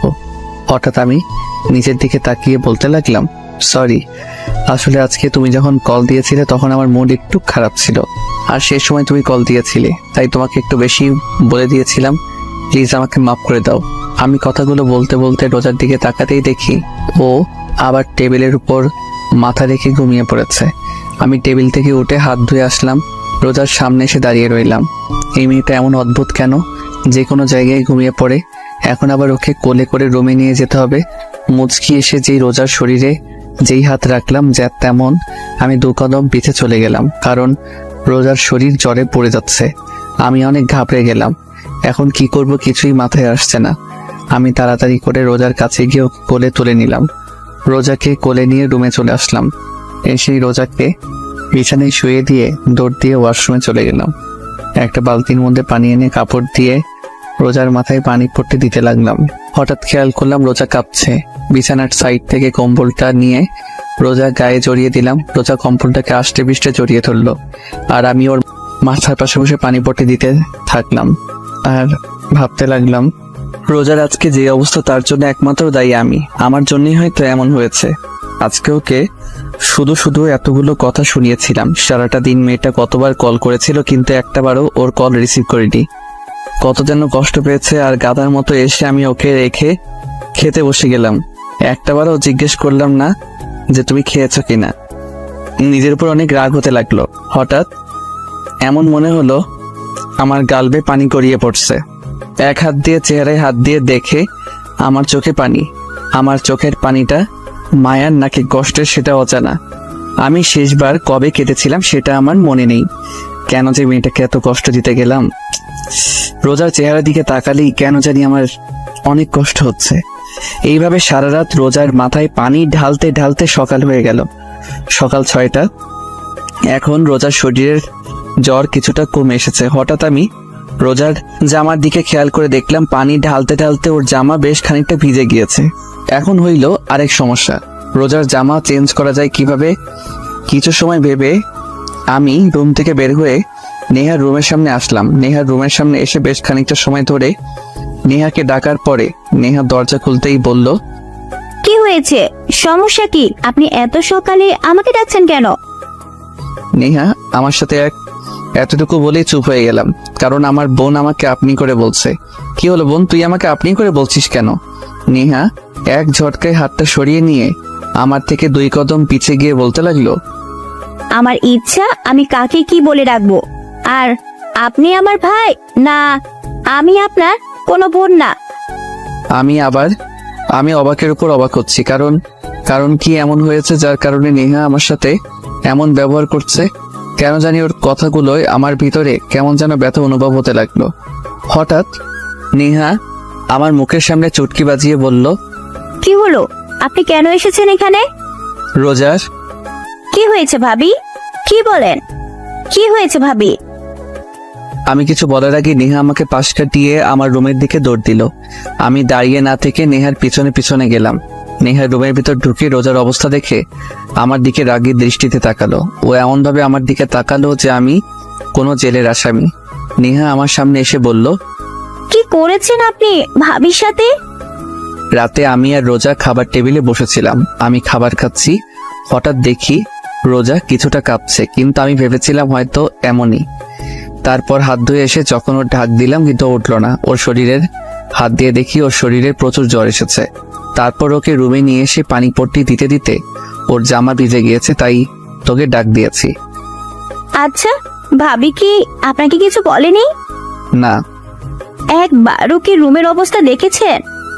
না, রুমে আবার কি হবে? এটুকু বলেই পুরো রুমের দিকে তাকাতেই দেখলাম আমার রুমটা এমন দেখাচ্ছে যে রুমের ভিতরে কোনো বড় সড়ো টর্নেডো এসেছিল। রুমের প্রত্যেকটা জিনিস ভেঙে ফেলেছে, এমনকি খাটের উপর দেয়ালে আমার বড় একটা ছবি ঝোলানো ছিল সেটাও ভেঙে ফেলেছে। আমি নেহার দিকে তাকাতেই নেহা বলল, এগুলো সব আপনার জন্য হয়েছে। আমি যেই কিছু বলতে যাব তার আগে নেহা আমাকে ধাক্কা দিয়ে রুম থেকে বের করে দিল। আমি রুমের বাইরে দাঁড়িয়ে ভাবতে লাগলাম রোজা কেন ভেঙেছে সবকিছু। ওর কলনা ধরায় কি ও রেগে গিয়ে এগুলো করেছে নাকি অন্য কোনো কারণে? এইভাবে কিছু সময় যাওয়ার পর নেহা রুমের দরজা খুললো। আমি রুমের বাইরে দাঁড়িয়েছিলাম। নেহা আমার সামনে এসে বলল, ভাইয়া, কালকে যদি তুই ভাবির সাথে মিথ্যা কথা না বলতি তাহলে আজকে এমনটা হতো না। কালকে দুপুর থেকে ভাবি কিছু না খেয়ে বসেছিল তোর জন্য, আর তুই বদলে গিয়েছিস ভাইয়া। বলেই নেহা চলে গেল। আমি চুপচাপ দাঁড়িয়ে থাকলাম, আর মাথায় শুধু একটা কথাই আসছে, তাহলে কি রোজা জানতো যে আমি ভার্সিটিতে না গিয়ে রিয়ার সাথে ঘুরতে গিয়েছিলাম, আর কাল থেকেও কিছু না খেয়ে বসেছিল, আর আমি নিজের প্রতি নিজের খুব রাগ হতে লাগলো। কিন্তু এত কিছু হয়ে যাওয়ার পরেও রোজা আমার সাথে রাগে কেন কথা বললো না কেন? আমি রুমের ভিতর আসতেই দেখলাম রোজা ঘুমিয়ে আছে। ওর চেহারা একেবারে শুকিয়ে গিয়েছে, চোখের নিচে কালি জমে গিয়েছে। আমি গিয়ে রোজার পাশে বসলাম, আর এক দৃষ্টিতে ওর চেহারার দিকে তাকিয়ে রইলাম। সকাল 8টার দিকে রোজার ঘুম ভাঙলো। ও চেয়ে দেখে আমি ওর দিকে এক দৃষ্টিতে তাকিয়ে আছি। রোজাও কিছু না বলে চুপচাপ আমার চোখের দিকে তাকিয়ে আছে। হঠাৎ রোজা বলল, কি হয়েছে, আপনি কাঁদছেন কেন? কেন যেন রোজার এই আপনি বলাই মনের মধ্যে কোনো কষ্ট লাগলো না। এমন মনে হচ্ছে আমি আপনি করে বলারই প্রাপ্য। আমি কিছু না ভেবে রোজাকে দুহাত দিয়ে আমার বুকের সাথে চেপে ধরলাম। আমি আজ প্রথমবার রোজাকে নিজের ইচ্ছায় বুকের সাথে জড়িয়ে ধরলাম। রোজা একেবারে চুপ হয়ে আছে, কিছুই বলছে না, এমনিও কোনো নড়াচড়াও করছে না। ওর এইভাবে চুপ করে থাকা আমি মেনে নিতে পারছি না। প্লিজ আমাকে মাফ করে দাও। আমি কালকে তোমার সাথে মিথ্যা কথা বলতে চাইনি, ভয়ে ছিলাম যদি তোমাকে সত্যি কথা বললে যদি তুমি রাগ করতে, তাই। কিন্তু এখন মনে হচ্ছে তোমাকে সত্যি কথা বলে দেওয়াটাই উচিত ছিল। প্লিজ আমাকে মাফ করে দাও কালকে তোমার সাথে বাজে ব্যবহার করার জন্য। তোমাকে একটা কথা বলবো, তার সত্যি সত্যি উত্তর দিবে। বলো, কি জানতে চাও তুমি? তুমি কি রিয়াকে সত্যি ভালোবাসো? হুম। আমার জন্য কি তোমার মনে কোনো ভালোবাসা নেই? আমার জন্য তোমার মনে একটুও ভালোবাসা জন্মাতে পারিনি? রোজার প্রশ্নের উত্তর আমার অজানা। আমি জানি না আমি রোজাকে ভালোবাসি নাকি ভালোবাসি না, কিন্তু ওকে ছাড়া কথা না বললে আমার মনে কেন যেন শান্তি লাগে না। কেন যেন ওর পাগলামোগুলো আমার ভালো লাগতে শুরু করেছে। তাহলে কি আমি ওকে ভালোবেসে ফেলেছি? কিন্তু আমি তো ভালোবাসি রিয়াকে। আমাকে চুপ থাকতে দেখে রোজা বলল, কি হলো বলো, তুমি কি আমাকে একটুও ভালোবাসো না? জানি না। জানো, আমি কখনো কোনো দিন কোনো রিলেশনে জড়াইনি। আমার শুধু একটাই চাওয়া ছিল, আর তা হলো বিয়ের পর নিজের স্বামীকে ভালোবাসবো, স্বামীর সাথে ছুটিয়ে প্রেম করব। জানো, যখন কলেজে পড়তাম তখন আমার বান্ধবীরা প্রত্যেক দিন ওদের বয়ফ্রেন্ডদের সাথে ঘুরতে যেত। ওরা আমাকে প্রতিদিন বলতো যে আমি যাতে কোনো ছেলের সাথে রিলেশন করি, কিন্তু আমি করতাম না, কারণ ছোট থাকতে আম্মু শিখিয়েছিল ইসলাম ধর্মের রিলেশন করাটা হারাম। তাই আমি ওদের বলতাম আমিও একদিন ঘুরবো আমার স্বামীর সাথে। জানো, আমি চাইলে আমার থেকে বড় আর নইলে আমার সমবয়সী কাউকে বিয়ে করতে পারতাম, কিন্তু আমি আমার থেকে বয়সে ছোট ছেলেকে বিয়ে করার কারণ হচ্ছে তুমি যেন সবসময় আমার কথা শোনো। আমি তোমাকে সবসময় শাসনের উপর রাখি, কারণ তুমি যেন আমার ভয়ে কোনো মেয়ের দিকে না তাকাও। কারণ আমি চাইতাম না যে আমার স্বামী আমাকে রেখে অন্য কোনো মেয়েকে ভালোবাসুক। কিন্তু আমি ভুল ছিলাম, আমার সব কিছু ভুল ছিল। আমি চুপচাপ চেয়ে আছি রোজার দিকে, কোনো ভাষাই খুঁজে পাচ্ছি না কি বলবো। ওর তো এখানে কোনো দোষ নেই, সব দোষ তো শুধু আমি করেছি। আমার জন্য শুধু শুধু ও কষ্ট পাচ্ছে। চিন্তা করো না, খুব তাড়াতাড়ি তোমাকে আজাদ করে দিব।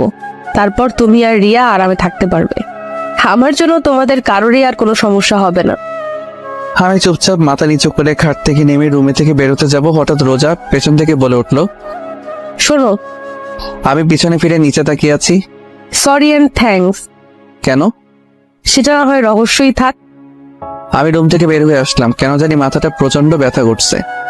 এমন মনে হচ্ছে এখনই মাথাটা ফেটে যাবে।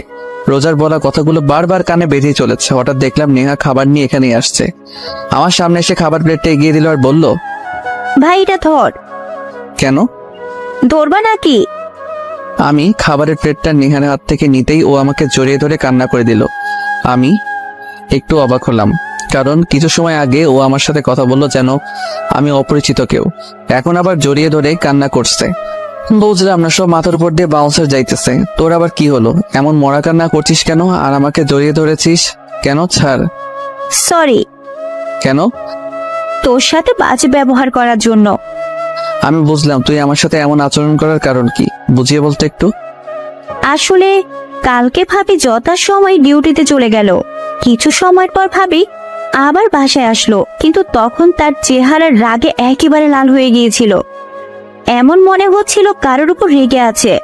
তারপর কাকে যেন মোবাইলে কল করলো, কিন্তু প্রথমবার কল রিসিভ করতে ভাবি রেগে গেল। তারপর আবার কল করলো। কয়েকবার রিং হওয়ার পর সেই ব্যক্তি কল রিসিভ করতে ভাবি রেগে কথা বলল। কিছু সময় পর বুঝতে পারলাম ভাবি তোকে কল করেছে। কিছু সময় পর ভাবি আবার তোকে কল করলো, কিন্তু হঠাৎ কি যেন ভাবি কান্না করতে করতে রুমে চলে গিয়ে ভেতর থেকে দরজা বন্ধ করে দিল। ভাবিকে অনেক ডাক দিলাম, কিন্তু ভাবি দরজা খুললো না। এইটুকু বলেই জোরে জোরে শ্বাস নিতে লাগলো। আবার যেই বলতে যাবে নেহা আমার দিকে তাকিয়ে। আমি রোজার ব্যাপারটা নিয়ে এত বেশি অবাক হইনি, যত বেশি অবাক হয়েছি নেহার কথা বলা দেখে। দু চোখ ড্যাব ড্যাব করে নেহার দিকে তাকিয়ে আছি। নেহা আমাকে এইভাবে ওর দিকে তাকিয়ে থাকতে দেখে ভ্রু কুচকিয়ে আমার দিকে তাকিয়ে বলল, ওই তুই এভাবে কি দেখছিস? বোন তুই ঠিক আছিস তো? কেন, আবার কি হবে? না মানে আমার মনে হচ্ছে তোর জিনের আঁচল লাগছে, কারণ তুই এত কথা বলা কোথা থেকে শিখেছিস? সব সময় তোর ফাজলামি না করলে ভালো লাগে না। নেহার কথা শুনে জোরে জোরে হাসতে লাগলাম। আমার হাসি দেখে নেহা হেসে উঠল। ভাইয়া এখন আর বেশি কথা না বলে ভাবির কাছে যা। ঠিক আছে। আর আব্বু আম্মু কি রোজার শরীর ভালো না তা জানে? আব্বু আম্মু তো বাসায় নেই। কেন, কোথায় গিয়েছে? গতকাল সকালে নানিদের বাসায় গিয়েছে, আর আজকে শুক্রবার তাই কালকে চলে আসবে। ও ঠিক আছে, তুই নাস্তা করে নিস। ঠিক আছে। বলেই চলে গেল। আমি আবার ঘুরে রুমের দিকে আসতে লাগলাম। রুমের সামনে এসে দেখলাম রোজা যা যা ভেঙেছিল তা পরিষ্কার করছে। আমি প্লেটটা খাটে রেখে রোজার পিছনে গিয়ে বললাম, কি করছো তুমি? হঠাৎ আমার কথা শুনে রোজা কিছুটা কেঁপে উঠল। রোজা পিছনে তাকিয়ে বলল, কালকে তো এইগুলো আমি ভেঙেছিলাম, তাই পরিষ্কার করছি। তুমি কি আমার সাথে ফাইজলামি করছো? কেন, আমি আবার কি করলাম? কেন তুমি জানো না তোমার শরীর খারাপ? হ্যাঁ, তারপর কেন এগুলো করছো? রোজা মুখের কোণে একটা হাসি রেখা ফুটে উঠলো। তাহলে এগুলো করবে কে? সেটা তোমার জানার প্রয়োজন নেই, তাই খাবার খেয়ে নাও। রোজা উঠে চুপচাপ গিয়ে খাটে বসে থাকলো, খাবার না খেয়ে আমার চেহারা দিকে তাকিয়ে আছে। আমি রোজার সামনে গিয়ে বললাম, কি হলো, খাবার খাচ্ছ না কেন? খাবার খেতে মন চাচ্ছে না। সেটা না হয় বুঝলাম, কিন্তু আপনার কেন খেতে মন চাচ্ছে না? জানি না।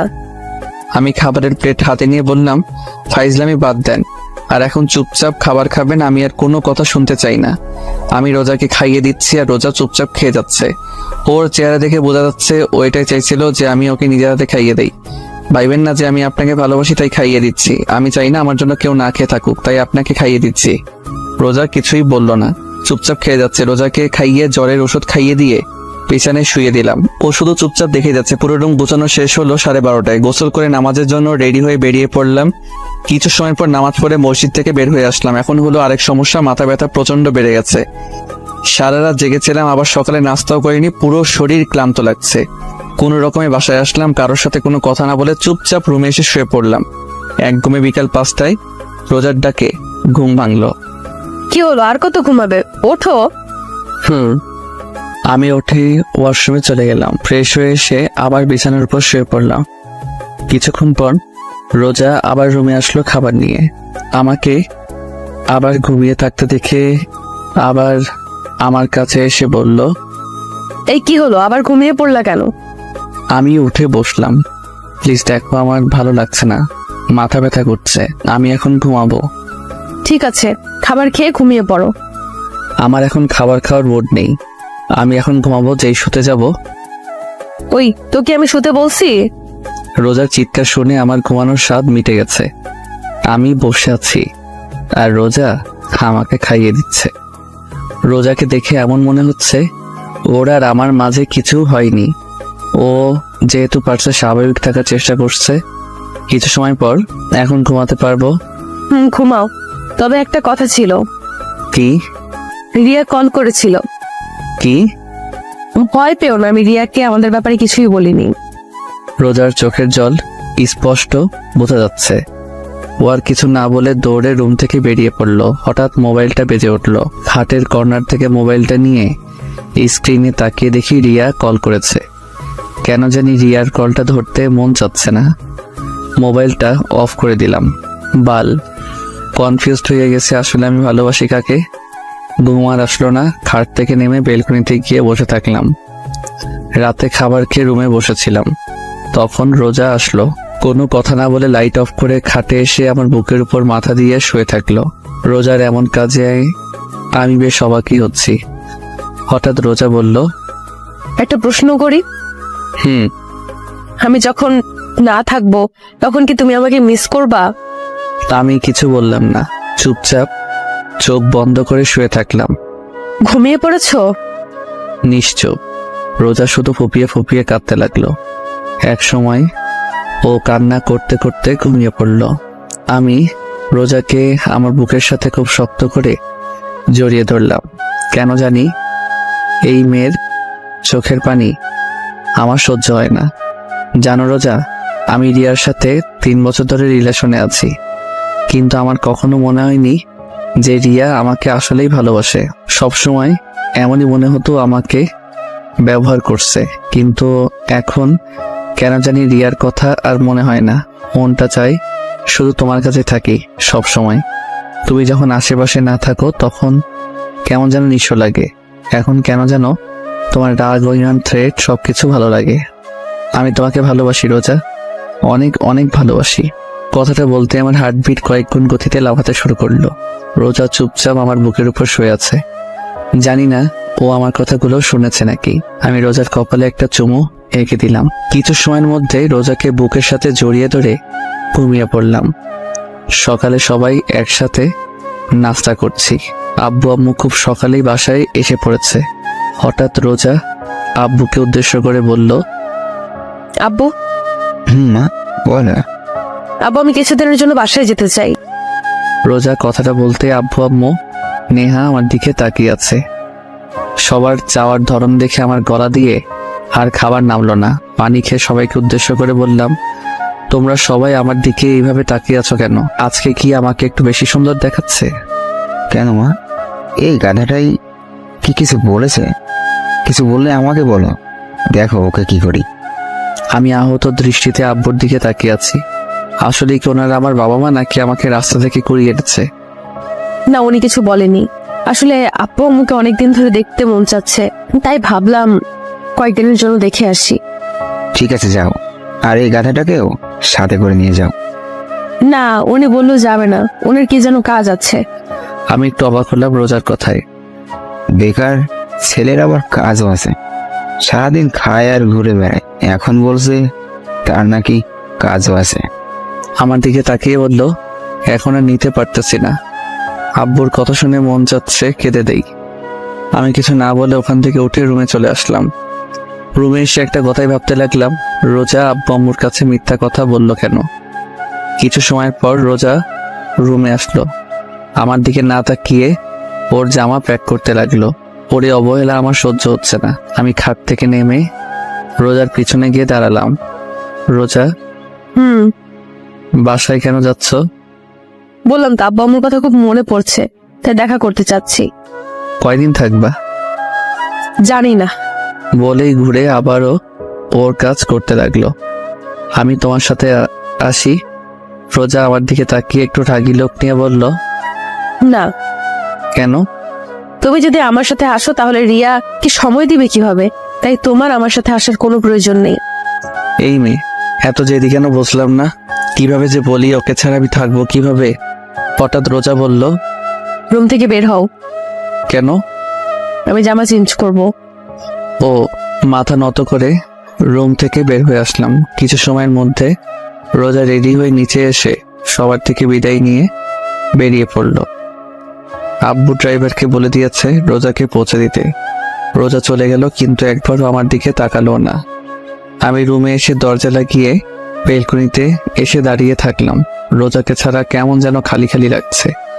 কোনোভাবে রাত পর্যন্ত সময় কাটালাম, কিন্তু এখন আর ভালো লাগছে না।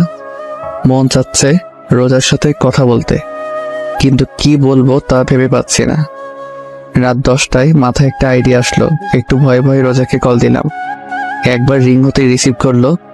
এমন মনে হচ্ছে মোবাইলের সামনে বসেছিল। হ্যালো। বলো, কেন কল দিয়েছো? এমন মনে হচ্ছে আমি আমার এক্সকে কল দিয়েছি। ডিনার করেছেন? এটা জানার জন্য কল দিয়েছো? না, মানে যা বলার জন্য কল দিয়েছিলাম তা ভুলে গিয়েছি। ঠিক আছে, তাহলে রাখলাম। বলেই কল কেটে দিল। বুঝলাম না এই মেয়েটা তো জেদি কেন। একটু কথা বললে কি এমন হয়ে যাবে? আর কেন ও আমার সাথে কথা বলবে? এখন পর্যন্ত কি আমি ওকে ভালোবেসে আগলে ধরেছি? না, একটাবার ওকে জড়িয়ে ধরে বলেছি যে আমি তোমাকে ভালোবাসি। না, একটাবার ওর সাথে ভালোভাবে কথা বলেছিলাম। যখন থেকে দেখা হয়েছে সেই দিন থেকে ওকে প্যারা ভেবেই চলেছি। যখন সামনে ছিল তখন ওকে দূরে পাঠাতে চাইতাম, আর এখনো দূরে চলে গিয়েছে। তাহলে আমার এমন কষ্ট হচ্ছে কেন? বেলকনিতে বসে রোজার কথা ভাবতে ভাবতে কখন যে ঘুমিয়ে পড়েছি মনে নেই। সকলে সূর্যের আলোয় ঘুম ভাঙল। ঘুম থেকে উঠে দেখলাম রাতে বেলকনিতেই শুয়ে পড়েছিলাম। ওয়াশরুম থেকে ফ্রেশ হয়ে এসে রোজাকে কল করলাম, কিন্তু ও কল রিসিভ করলো না। 4 থেকে 5 বার ট্রাই করার পরও ও রিসিভ করলো না। সকাল সকালই মনটা খারাপ হয়ে গেল। নিচে এসে সবার সাথে নাস্তা করতে বসলাম। চুপচাপ নাস্তা করে ভার্সিটির জন্য বেরিয়ে পড়লাম। কিছু সময়ের মধ্যে ভার্সিটিতে পৌঁছে গেলাম। ক্লাসরুমে এসে একেবারে লাস্ট বেঞ্চে গিয়ে বসলাম। একটু অবাক হলাম, আজকে হারামি 3টাকে দেখা যাচ্ছে না। হঠাৎ রিয়া সামনের বেঞ্চ থেকে উঠে এসে আমার পাশে বসলো। হাই, তুমি আমার কল রিসিভ করো না কেন? আস্তে আস্তে বলল, কারণ ম্যাডাম ক্লাস নিচ্ছেন। এখন ক্লাস করো, পরে কথা বলি। রিয়ার সাথে এখন কথা বলার কোনো ইচ্ছাই নাই। চলো না বাইরে যাই। আমি রিয়ার কথার কোনো উত্তর দিলাম না, চুপচাপ ক্লাস করতে লাগলাম। ক্লাস শেষ করে বাইরে এসে দাঁড়িয়ে আছি। পকেট থেকে মোবাইলটা বের করে স্ক্রিনে না তাকিয়েই 9কে কল দিলাম। কল রিসিভ করতেই বলল, ওই, তোমাকে বলেছি না আমাকে কল করবে না? ওই শালা, তুই আমার সাথে ফাইজলামি করছিস? ভালোভাবে কথা বলার তুই কোথায় এখন? ওই, তুমি গাঁজা সেবন করেছো নাকি? কি আবল তাবল বকছো? কাকে কল দিয়েছো স্ক্রিনে একবার তাকিয়ে দেখেছো? কাকে আবার কল করব? আমার বন্ধু নাইমকে কথা বলতে বলতে স্ক্রিনে তাকিয়ে দেখি আমি ভুলে রোজাকে কল দিয়ে ফেলেছি। সো সরি, আসলে ভুলে কল গিয়েছে। আমি জানি তুমি ভুলে কল দিয়েছো নাকি নিজ ইচ্ছায় কল দিয়েছো। আরে বললাম তো ভুলে কল চলে গিয়েছে। আর আপনি কথা এমন বাড়াচ্ছেন কেন? কি আমি কথা বেড়াচ্ছি? আরে তোর মতো ছেলেদেরকে আমার চিনা আছে, নিজ ইচ্ছায় কল দিয়ে বলে ভুলে চলে গিয়েছে। ঢং করছিস তুই আমার সাথে? দেখো, তুমি ভুল বুঝতেছো। তোমার সাথে কথা বলার আমার কোনো ইচ্ছাই নেই, আর আমার অনেক কাজ আছে। আর ভালোভাবে কথা বলো, তুই করে কিন্তু আমিও বলতে পারি। বাহ, বেকার ছেলের আবার কাজও আছে। কলটা কেটে দিলাম। প্রচুর রাগ উঠতেছে, যে কোনোভাবে এই বেকার নামের ট্যাগটা সরাতে হবে। রোজার বলা কথাগুলোই প্রচুর রাগ উঠতেছে। রিয়া পিছন থেকে অনেকবার ডাকতেছিল, কিন্তু ওর সাথে কোনো কথা না বলে ক্যাম্পাস থেকে বের হয়ে আসলাম। এখন উদ্দেশ্য হচ্ছে চৌধুরী ইন্ডাস্ট্রিজ। কিছু সময়ের মধ্যে পৌঁছে গেলাম। কোম্পানির ভিতরে ঢুকে আব্বুর কেবিনের দিকে যাচ্ছি।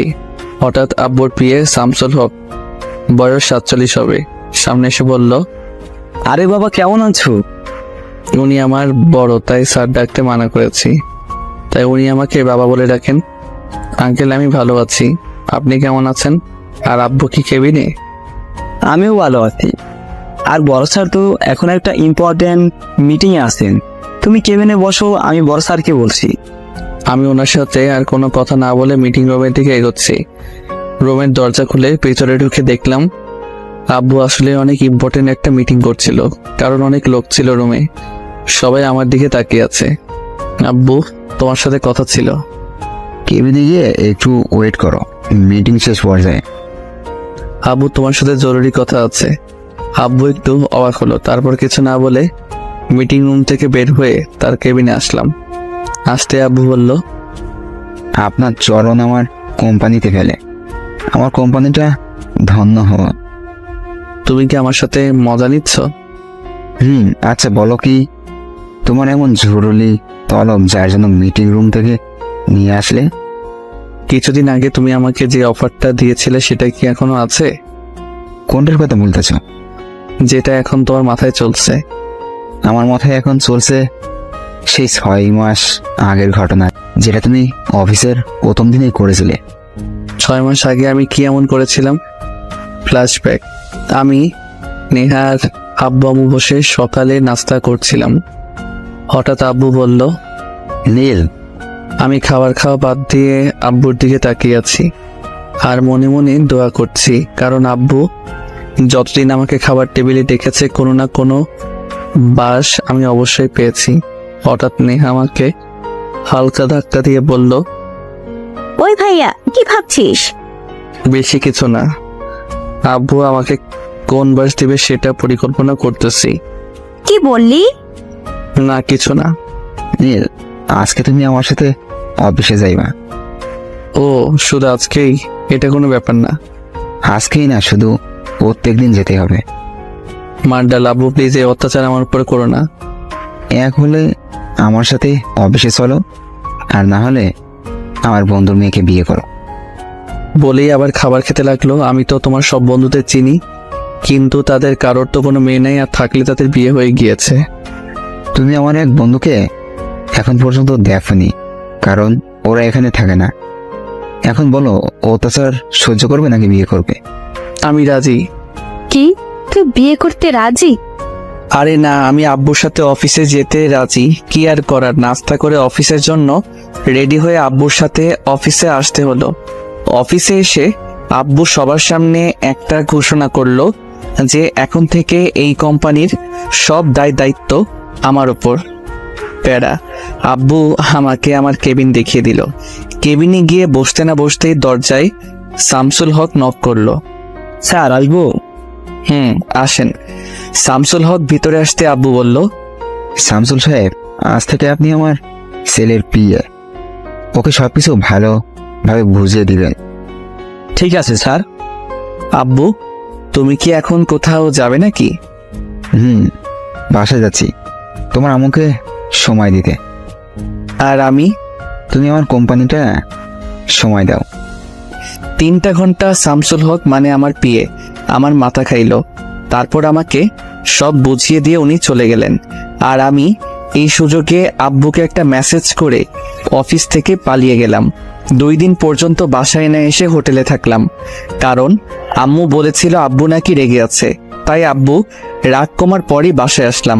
ভেবেছিলাম আব্বু হয়তো বিয়ের কথাটা ভুলে গিয়েছে, কিন্তু কিছুদিন আগে আব্বুর কথা মতো আমার বিয়ে করিয়ে দিল তার বন্ধুর মেয়ের সাথে। বর্তমানে এখন খেয়াল হয়েছে আপনার? আপনি কি করছিলেন? ও, ওটা তো ভুলে হয়ে গিয়েছিল। এখন আমি আর সেই ভুল করার আর সুযোগ দিতে চাই না। আব্বু প্লিজ, এখন আমি ভালো হয়ে গিয়েছি। ভালোভাবে সব দায়িত্ব পালন করব। আর ওদিনের জন্য সরি। একবার ভেবে দেখো, এটা কিন্তু অনেক বড় দায়িত্ব। এই বেকার নামের ট্যাগটা সরাতে আমি সব করতে রাজি। ঠিক আছে, তাহলে আমি মিটিংটা শেষ করে শামসুল সাহেবকে তোমার কথা বলে বাসায় চলে যাচ্ছি। ঠিক আছে। আব্বু চলে গেল। কিছু সময় পর শামসুল হক এসে আমাকে আগের মতো সবকিছু বুঝিয়ে দিতে লাগলো। সন্ধ্যা অফিস থেকে বের হলাম। আজকের দিনটা কেমন যেন লাগছে। আজকে থেকে আর কেউ আমাকে বেকার বলবে না, এটা ভেবে এক অন্যরকম ভালো লাগা কাজ করছে। রিকশায় করে বাসায় আসলাম। বাসায় আসতেই কারোর সাথে কোনো কথা না বলে দিলাম এক ঘুম। রাত 10টায় ঘুম থেকে উঠলাম, ফ্রেশ হয়ে নিচে আসলাম। আব্বু আম্মু নেহা কি নিয়ে যেন হাসাহাসি করছিল, কিন্তু আমাকে দেখতেই সবাই চুপ হয়ে গেল। আম্মু উঠে আমার কাছে এসে বলল, বাহ, আমার ছেলেটা এখন বেকার নয়, এত বড় হয়ে গিয়েছে আর আমি বুঝতেই পারলাম না। আম্মু কথাটা বলতেই সবাই আবার হাসতে শুরু করলো। আমার সাথে কি তোমরা মজা নিচ্ছ? হুম। এভাবে এক সপ্তাহ পর আজকে আর অফিসে যেতে মন চাচ্ছে না, কারণ কাল সারা রাত রোজার কথা ভাবতে ভাবতে না ঘুমিয়ে কাটিয়ে দিয়েছি। সেই দিনের পর থেকে রোজার সাথে এখনো পর্যন্ত আমার কোনো যোগাযোগ হয়নি। প্রতিটা মুহূর্তে ওর কথা মনে হয়, কিন্তু কথা বলতে পারি না, কারণ সব দোষ আমার। কিন্তু আব্বু আম্মু রোজার ব্যাপারে কোনো কথা বলছে না, কারণ কি? বেলকনিতে দাঁড়িয়ে এগুলো ভাবছিলাম। হঠাৎ পিছন থেকে নেহা বলল, ভাইয়া নাস্তা করবি না? আম্মু ডাকছে। তুই যা, আমি আসছি। নেহার দিকে ঘুরে বললাম।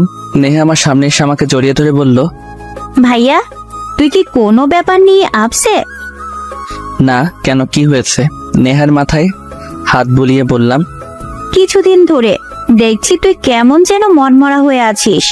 তুই যদি আমার সেদিনের কথার জন্য কষ্ট পেয়ে থাকিস, তাহলে আমাকে মাফ করে দে। ওরে আমার পাগলি বোন রে, আমি কি একবারও বলেছি আমি কোনো ব্যাপার নিয়ে আপসেট? পাগলি, এত বেশি বুঝিস কেন? সত্যি তো তুই কোনো ব্যাপার নিয়ে আপসেট না? না। তাহলে একটা কথা বলি। এতক্ষণ যাবত তো বকবক করেই যাচ্ছিস, এখন একটা কথা বলতে আবার পারমিশন লাগে? আয় না, আজকে বিকেলে কোথাও ঘুরতে যাই। আমি নেহার কথা শুনেও না শোনার ভান করে দৌড়ে রুম থেকে বের হয়ে নিচে চলে আসলাম। আর নেহা আমার পিছন পিছন দৌড়ে চলে আসলো। আব্বু আগেই অফিসে চলে গিয়েছে, তাই আমি, আম্মু আর নেহা একসাথে নাস্তা করছি। নেহা বকবক করেই যাচ্ছে। আম্মু, ওকে কিছু বলো না প্লিজ। আম্মু, ওকে বলো না আমাকে ঘুরতে নিয়ে যেতে। আমাকে তোদের ভাই বোনের ঝগড়ায় জড়াইয়া দিবি না, তোদেরটা তোরাই সমাধান কর। তুই আমার সাথে যাবি কেন? তোর বয়ফ্রেন্ডের সাথে যা। শোন, আমার কোনো বয়ফ্রেন্ড নেই, আর বিয়ের আগে রিলেশন করা হারাম। আর বিয়ের পর আমার স্বামীর সাথে ঘুরবো, তোকে বলবো না। এখন বল, নিয়ে যাবি নাকি? নেহার কথাটা শুনতেই রোজার কথা মনে পড়ে গেল। ও পাগলি মেয়েটাও তো আমাকে প্রত্যেক দিন এই একই কথাই বলতো, কিন্তু আমি তখন ওর কথার কোনো মূল্য দিতাম না। ওই ভাইয়া, কি ভাবছিস? বল না, নিয়ে যাবি নাকি? আচ্ছা ঠিক আছে, নিয়ে যাব। এখন আমার মাথা না খেয়ে খাবার খা। বিকেলে আসর নামাজ আদায় করে বাড়িতে আসলাম। তারপর নেহাকে নিয়ে ঘুরতে বের হলাম। নেহার সাথে ঘুরতে ঘুরতে রাত 8টা বেজে গেল। হঠাৎ নেহা বলল, ভাইয়া, অনেক ক্ষুধা লেগেছে, রেস্টুরেন্টে চল। ঠিক আছে চল। নেহাকে নিয়ে একটা রেস্টুরেন্টে আসলাম। রেস্টুরেন্টে গিয়ে এক টেবিলের দিকে আমার চোখ আটকে গেল, কারণ রিয়া একটা ছেলের সাথে বসে আছে। আমি নেহাকে নিয়ে অন্য পাশ দিয়ে ঘুরে এসে রিয়াদের পিছনে টেবিলে বসলাম। এখান থেকে ওদের কথা স্পষ্ট শোনা যাচ্ছে।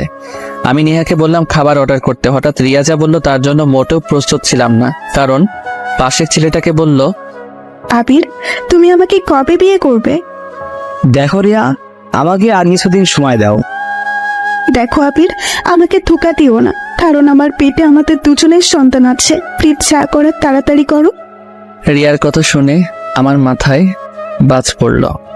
এই মেয়ের জন্য আমি রোজাকে এখন পর্যন্ত আমার বউ হিসেবে গণ্য করলাম না। ওর জন্য রোজাকে এত ভালোবাসার পরেও ওকে বলতে পারলাম না যে আমি তোমাকে ভালোবাসি। রোজা, মনটা চাচ্ছে এই মেয়েকে কষে কয়টা থাপ্পড় দেই, তারপরেও রাগটাকে চেপে রাখলাম শুধু নেহার জন্য। তারপর খাবার অর্ডার করলাম, আর আমার পেট রিয়ার কথা শুনে বড় হয়ে গিয়েছে। কিছু সময় পর নেহাকে নিয়ে বাসায় চলে আসলাম। বাসায় আসতেই সোজা আমার রুমে চলে আসলাম। মাথা প্রচুর গরম হয়ে আছে। রাগ কমাতে না পেরে সোজা ওয়াশরুমে চলে এসে শাওয়ার ছেড়ে ভিজতে লাগলাম। আধা ঘন্টা যাবৎ ভিজার পরেও মাথা ঠান্ডা হচ্ছে না। আর রাগ কন্ট্রোল করতে না পেরে সোজা দেয়ালে 4-5টা ঘুষি মারলাম। হাতের প্রচন্ড ব্যথায় মাথা কিছুটা ঠান্ডা হয়েছে। ঘন্টাখানেক ভিজার পরে ওয়াশরুম থেকে বের হয়ে আসলাম। বাম হাতটা প্রচন্ড ব্যথা করছে, কিন্তু মনের কষ্টের কাছে এই হাতের ব্যথা কিছুই না। হঠাৎ মনে হলো আমি তো পকেট থেকে মোবাইল, মানিব্যাগ কিছুই বের করিনি। মাথাটা আবার নষ্ট হয়ে গেল। প্রচুর জিদ নিয়ে পকেট থেকে মোবাইলটা বের করলাম। মোবাইলটা হাতে নিয়ে দেখি একেবারে ভিজে গিয়েছে। মনে আল্লাহর নাম নিতে নিতে পাওয়ার বাটনে ক্লিক করতে দেখলাম মোবাইলে এখনো পর্যন্ত বেঁচে আছে। মানে মোবাইলে ওয়াটারপ্রুফ ছিল, তাই কিছু হয়নি। জামা কাপড় চেঞ্জ করে মোবাইলটা হাতে নিয়ে রোজাকে কল করলাম, কিন্তু আমার যে সুন্দর ভাগ্য, মন চাচ্ছে মোবাইলটাকে সুন্দরভাবে শরীরের প্রচন্ড শক্তি দিয়ে ফ্লোরে এমনভাবে ছুঁড়ে মারি যেন শালাই টুকরো টুকরো হয়ে যায়। কিন্তু কি করবো, এটা রোজার দেওয়া প্রথম গিফট। এত বড় কোম্পানির মালিক, অথচ আমার মোবাইলে ব্যালেন্স শেষ। এক বালতি কষ্ট নিয়ে নেহার রুমে আসলাম। নেহা, তোর মোবাইলটা একটু দে তো। কেন? একটু দরকার আছে। নেহা আর কোনো কথা না বলে মোবাইলটা আমার দিকে বাড়িয়ে দিল। রোজার নাম্বারে 5-6 বার কল করলাম, কিন্তু ওর মোবাইল বন্ধ বলছে। শেষমেশ আর কোনো উপায় না পেয়ে আব্বু আম্মুর রুমে চলে এলাম। আম্মু, আসবো? আমি বলেছি না আমাদের রুমে আসতে পারমিশন নেওয়ার প্রয়োজন নেই। আচ্ছা, সরি। তো নবজাদা কি বলার জন্য আমাদের কাছে এসেছেন? আব্বু, আমি কালকে রোজাদের বাসায় যেতে চাই। আব্বু আম্মু চোখ বড় বড় করে আমার দিকে তাকিয়ে আছে। কি হলো, তোমরা এইভাবে তাকিয়ে আছো কেন? আব্বু আম্মু একসাথে বলল, না কিছু না। ঠিক আছে, একটা প্রবলেম আছে। কি প্রবলেম? আমি তো রোজাদের বাসা চিনি না। ও ঠিক আছে, আমি তোমাকে অ্যাড্রেস সেন্ড করে দিব। ঠিক আছে। আব্বু আম্মু রুম থেকে বের হয়ে রুমে চলে আসলাম। মাথাটা প্রচন্ড ব্যথা করছিল, তাই ঘুমিয়ে পড়লাম। সকালে ঘুম থেকে উঠে বাম হাতের দিকে তাকিয়ে দেখলাম হাতটা কিছুটা ফুলে গিয়েছে। তারপরে ব্যথাটাকে হজম করে নিয়ে ফ্রেশ হয়ে নাস্তা করে সবার সাথে বিদায় নিয়ে রওনা দিলাম নারায়ণগঞ্জ টু খুলনার উদ্দেশ্যে। সকাল 11টা, ড্রাইভ করছিলাম। হঠাৎ মোবাইলে রিয়ার কল আসলো। প্রচুর বিরক্তি নিয়ে ওর কলটা কেটে দিলাম। এক এক করে 6 বার কল করলো, আর 6 বারই আমি ওর কলটা কেটে দিলাম। হঠাৎ আবার ও কল দিল। এবার ওর কলটা রিসিভ করলাম। রিসিভ করতে রিয়া বলল, হ্যালো, শোনো প্লিজ, কল কেটে দিও না প্লিজ, আমার কথাটা একবার শোনো। বলো। নীল, কালকে আমি তোমাকে রেস্টুরেন্টে দেখেছিলাম, আর এটাও জানি তুমি আমার আর আবিরের সব কথা শুনেছ। আমি তোমাকে একটা কথা বলতে চাই। আমি তোমাকে আসলে অনেক ভালোবাসতাম, কিন্তু 1 বছর আগে আমার বোনের বিয়েতে আবিরের সাথে আমার প্রথম দেখা হয়। তারপর ওর সাথে কথা বলতে বলতে ওকে অনেক ভালোবেসে ফেলি। কাল রাতে আবির ওর বাবা মা আর আমার বাবা মার সাথে আমাদের সম্পর্কের কথা বলে, আর তারা রাজি হয়ে যায় আমার আর আবিরের বিয়ের জন্য। আর কিছুদিন পরে আমাদের বিয়ে। প্লিজ নীল, আমাকে মাফ করে দাও, আমাকে ভুলে যাও। আমি জানি তুমি আমাকে অনেক রিয়া, 1 মাস আগে আমার বিয়ে হয়ে গিয়েছে। আমার কথা শুনতে রিয়া একদম চুপ হয়ে গেল, কোনো আওয়াজ হচ্ছে না। আমি আর কিছু না বলে কলটা কেটে দিলাম। প্রায় 10 ঘন্টা জার্নি করে অবশেষে খুলনা পৌঁছালাম। সন্ধ্যা 6টা, রোজাদের বাড়ির সামনে দাঁড়িয়ে আছি। ভিতরে ঢুকতে কেমন যেন ভয় লাগছে। বেশি কিছু না ভেবে কলিং বেল বাজালাম। কিছু সময় পর রোজা এসে দরজা খুলে দিল। রোজা আমাকে দেখতেই ভূত দেখার মতো চমকে উঠলো, আর আমি রোজাকে দেখে একটু অবাক হলাম, কারণ ওর চেহারা একেবারে শুকিয়ে আছে। কি হলো, এমন ভাবে তাকিয়ে আছো কেন? তুই এখানে কেন? আমি এখানে কেন মানে? রোজা যেই কিছু বলতে যাবে তার আগে ভিতর থেকে রোজার আব্বু বলে উঠলো, রোজা মা, কে এসেছে? রোজা কিছু বলতে যাবে তার আগে আমি রোজাকে পাশ কাটিয়ে ভিতরে চলে আসলাম, কারণ রোজা হয়তো এই জন্মে আমাকে বাসার ভিতরে ঢুকতে দিবে না। রোজা আমার পিছন পিছন আসছে আর আমার 14 গোষ্ঠী উদ্ধার করছে। হলরুমে এসে দেখলাম রোজার আব্বু আম্মু সোফায় বসে আছে। রোজার বাবা আমাকে দেখতেই বলল, আরে বাবা নীল, কেমন আছো? আসসালামু আলাইকুম আঙ্কেল আন্টি, আমি ভালো আছি, আপনারা কেমন আছেন? ওয়ালাইকুম সালাম, আমি ভালো আছি। তো আমার মেয়েটাকে এতদিন আগে পাঠিয়ে দিয়ে তুমি এত লেট করে আসলে কেন? সরি আন্টি, আসলে একটু কাজ ছিল, তাই আসতে একটু দেরি হয়ে গিয়েছে। আরে ছেলেটা মাত্র আসলো, ওকে একটু রেস্ট করতে দাও। ঠিক আছে রোজা মা, যা নীলকে রুমে নিয়ে যা। রোজা আমার পিছনে দাঁড়িয়েছিল। পিছনে ঘুরে রোজার দিকে তাকিয়ে আমি ভয় পেয়ে গেলাম, কারণ ও ভুরু কুচকিয়ে আমার দিকে তাকিয়ে আছে। ওর আম্মুর কথা শুনতে আমার কাছে এসে রাগী লোক নিয়ে বলল, ঠিক আছে আম্মু, আমার পেছন পেছন আসেন। রোজা সামনে সামনে হাঁটতে লাগলো, আর আমি ওর পিছন পিছন আল্লাহর নাম নিয়ে হাঁটতে লাগলাম। না জানি এই মেয়ে আমার কি অবস্থা করে। কিছু সময় পর রোজা একটা রুমের ভিতর ঢুকলো। আমি রুমের ভিতরে ঢুকতেই রোজা আমাকে ধাক্কা মেরে ফ্লোরে ফেলে দিল। ও মাগো, চিৎকার করতেও দিল না, তার আগেই ও আমার মুখ চেপে ধরে বলতে লাগলো, চুপ, একদম চুপ, চিৎকার দিবি না, চিৎকার করলে একেবারে মেরে ফেলবো। একেবারে রেগে গিয়ে ওর চোখ লাল বর্ণ ধারণ করেছে, আর এই দিকে আমার অবস্থা গলাকাটা মুরগির মতো। ফ্লোরে পড়ার সময় আমার বাম হাত কোমরের নিচে ছিল, আর ফ্লোরে পড়তে অবস্থা টাইট। হঠাৎ রোজা খেয়াল করলো আমার চোখ দিয়ে পানি পড়ছে। তারপরেও আমাকে না ছেড়ে আমার বুকের উপর বসে দুহাত দিয়ে আমার গলা টিপে ধরলো। আমি না পারতেছি বলতে আর না পারতেছি সহ্য করতে। হঠাৎ রোজা বলতে লাগলো, তুই এখানে কেন এসেছিস? তোর সাথে আমার আর কোনো সম্পর্ক নেই। তুই এক্ষুনি এই বাসা থেকে বের হয়ে যাবি, না হলে তোকে একেবারে মেরে ফেলবো। যা তোর প্রেমিকার কাছে যা। এখানে এসেছিস কেন? কথাগুলো বলতে বলতে রোজা নিজেই কেঁদে ফেললো। রোজার অবস্থা দেখে বুঝতে পারলাম ও প্রচুর অভিমান করেছে, সাথে রেগেও আছে। ও এখন পর্যন্ত আমার গলায় টিপ দিয়ে রাখছে। এখন আমার দম প্রায় বন্ধ হয়ে আসছে। হঠাৎ রোজা আমাকে ছেড়ে দিয়ে আমার উপর থেকে উঠে বেলকনিতে চলে গেল। হয়তো ও ওর চোখের পানি লুকানোর চেষ্টা করছে। রোজা আমাকে ছাড়তে আমি গলা ধরে কাশতে লাগলাম, আর হাতের ব্যথা বলার মতো না। কিছু সময় পর আমি উঠে বেলকনির দিকে আসলাম। বেলকনিতে আসতে দেখলাম ও ফ্লোরে বসে কান্না করছে। আমি রোজার কাঁধে হাত রাখতেই ও কিছুটা কেঁপে উঠলো। সরি, জানি একটা সরিতে তো আর সবকিছু ঠিক হয়ে যাবে না, তারপরে বললাম, তোর শরীর খেতায় আগুন, হাত সরা আমার শরীর থেকে। রোজা উঠে ওর রুম থেকে বাইরে চলে গেল। বুঝতে পারলাম ও প্রচুর পরিমাণে অভিমান করে আছে। এত সহজে ওর এই অভিমান ভাঙা সম্ভব না। আমি বেলকনিতে না থেকে রুমে আসলাম। এতক্ষণ যাবৎ আমি রোজার রুমে ভালোভাবে তাকাইনি। রোজার রুমটা দেখে বেশ অবাক হলাম। ওর রুমটা পুরো গুছানো, সবকিছু সুন্দর করে সাজানো হয়েছে। কিন্তু আমার অবাক হওয়ার কারণ এটা না। আমার অবাক হওয়ার কারণ হচ্ছে বাম পাশের পুরো দেয়ালে রোজার আর একটা মেয়ের ছবি লাগানো। মেয়েটা রোজার থেকে কিছুটা বেশি সুন্দর আর মায়াবীও। কিন্তু আমি যতটুকু জানি রোজার তো কোনো বোন নেই, তাহলে এটাকে। আমি ওয়াশরুমে চলে গেলাম ফ্রেশ হওয়ার জন্য। কিছু সময় হাতের কবজি পানিতে ভিজিয়ে রাখলাম, কারণ আগের তুলনায় এখন আরো বেশি ফুলে গিয়েছে।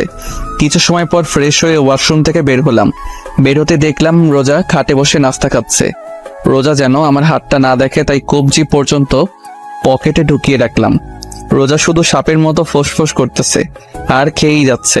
ওকে এইভাবে দেখে আমার ভয় করছে, আবার হাসিও পাচ্ছে, কারণ প্রচন্ড রাগের কারণে ওর নাক, গাল, চোখ একেবারে লাল হয়ে আছে। আমি রোজার সামনে গিয়ে বললাম, এত জিদ করলে তোমার ব্লাড প্রেশার বেড়ে যাবে। আমার শরীর, আমি যা মন চায় তা করবো, তোর কি? আর তুই আমার বিছানায় বসেছিস কেন? বলেই আমাকে আবার ধাক্কা দিল, আর আমি খাট থেকে সোজা ফ্লোরে পড়ে গেলাম।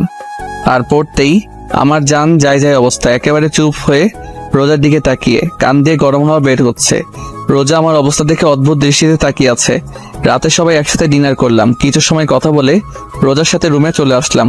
রুমে আসতেই রোজা বিছানায় পুরো মাঝ বরাবর শুয়ে পড়ল, আর আমি অসহায় দৃষ্টিতে দাঁড়িয়ে ওর দিকে তাকিয়ে আছি। অনেকক্ষণ হয়ে গেল, এখন আর দাঁড়িয়ে থাকা সম্ভব না, তাই সোফায় বসে পড়লাম। অনেক চেষ্টা করছি যেন ও একবার আমার দিকে তাকায়, কিন্তু তাকাচ্ছেই না। শেষমেশ আর কোনো জায়গা না পেয়ে সোফাতে শুয়ে পড়লাম। কখন যে ঘুমিয়ে পড়লাম বুঝতে পারলাম না। সকালে ঘুমিয়েছিলাম, হঠাৎ হাতে কেমন যেন ঠান্ডা ঠান্ডা অনুভব হচ্ছে, সাথে এমন লাগছে কে যেন কান্না করছে। হালকা চোখ খুলে দেখি রোজা আমার বাম হাতে বরফ ঘষে দিচ্ছে আর কান্না করছে। ও কান্না কেন করছে তা বুঝতে পারলাম না। হঠাৎ ও বলতে লাগলো, একবার শুধু ঘুম থেকে উঠে দেখো তোমাকে কি করি। আমাকে কাঁদাতে কি তোমার ভালো লাগে যে এত কাঁদাও? যখন থেকে আসছি তখন থেকে শুধু কষ্ট দিয়েই যাচ্ছ। আমাকে কষ্ট দিচ্ছ তা আমি মেনে নিলাম, কিন্তু তুমি নিজের হাতটার এই অবস্থা করলে কিভাবে?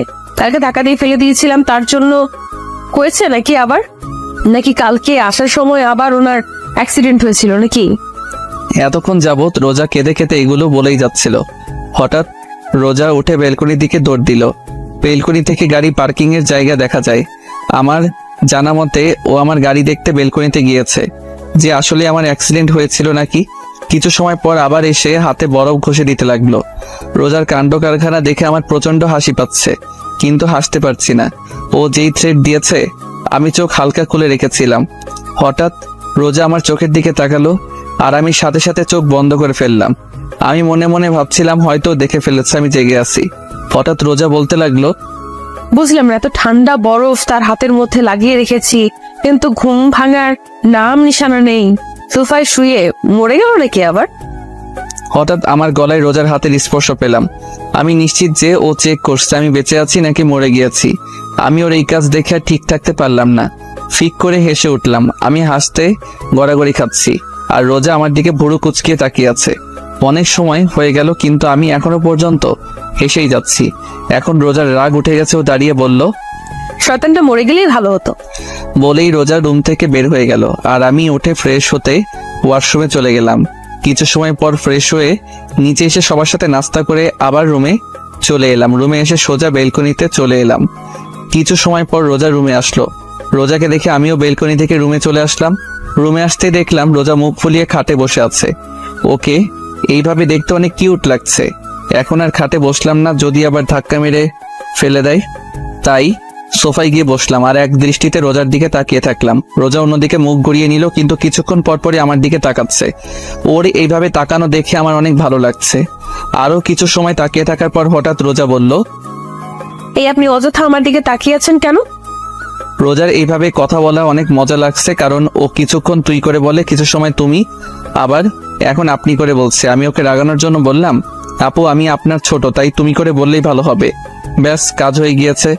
রোজা তো তেলে বেগুনে জ্বলে উঠলো। ওই আপু কাকে বললা? হ্যাঁ, তোমাকে আর কাকে বলবো, এখানে তো আর কেউ নেই। আজকে তোকে ছাড়বো না। বলেই খাট থেকে নেমে এসে আমার সামনে দাঁড়িয়ে আমার টি শার্টের কলার ধরে টেনে তুলে বলল, আমি তোর বোন লাগি কুত্তা? বউকে বোন বলতে তোর লজ্জা করে না? কিন্তু আমার বউ তো আমাকে ভালোবাসে না। কে বলছে আমি তোকে ভালোবাসি না? আমি তোকে অনেক ভালোবাসি। সত্যি। রোজা লজ্জায় লাল হয়ে গেল, আমার থেকে সরে গিয়ে বেলকনিতে চলে গেল। আমি রোজার পিছন পিছন বেলকনিতে চলে আসলাম। রোজা এক মনে আকাশের দিকে তাকিয়ে আছে। আমি রোজার পাশে দাঁড়িয়ে বললাম, সরি। কেন? আপু বলার জন্য।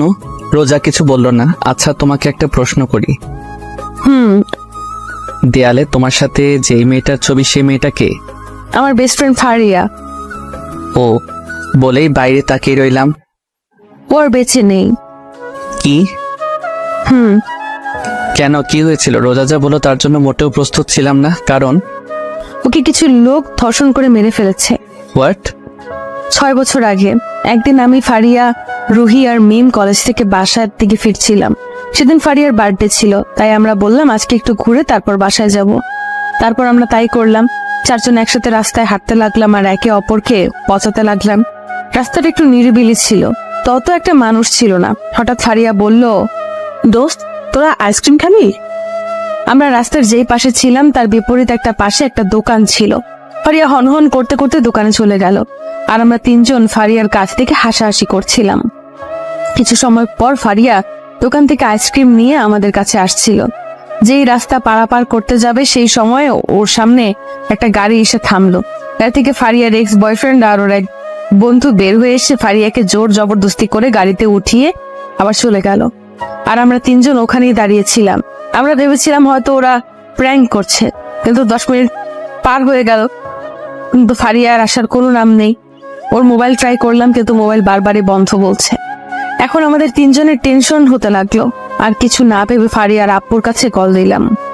ফারিয়ার আব্বু ব্যবসায়ী ছিলেন আর আম্মু স্কুল টিচার। কয়েকবার রিং হতেই কল রিসিভ করলো। তারপর তাকে পুরো ঘটনা খুলে বললাম। বিকেল 6টা পর্যন্ত সবাই ফারিয়াকে খুঁজেছি, কিন্তু কোথাও পাইনি। আর কোনো উপায় না পেয়ে আমার আব্বু, ফারিয়ার আব্বু আর ফারিয়ার মামা পুলিশের কাছে অভিযোগ করলো। পুরো 2 দিন পুলিশ ফারিয়াকে খুঁজেছে, কিন্তু তারাও পেল না। অবশেষে ফারিয়ার ছবি পত্রিকায় দেওয়া হলো। 3য় দিন সকাল 10টা বাজে আমরা সবাই ফারিয়াদের বাসায় ছিলাম। হঠাৎ ফারিয়ার আব্বুর মোবাইলে একটা কল আসলো, কিন্তু কেন জানি কল রিসিভ করার কিছু সময় পরে তিনি অজ্ঞান হয়ে পড়লেন। সবাই ফারিয়ার আব্বুকে ধরে রুমে নিয়ে গেল।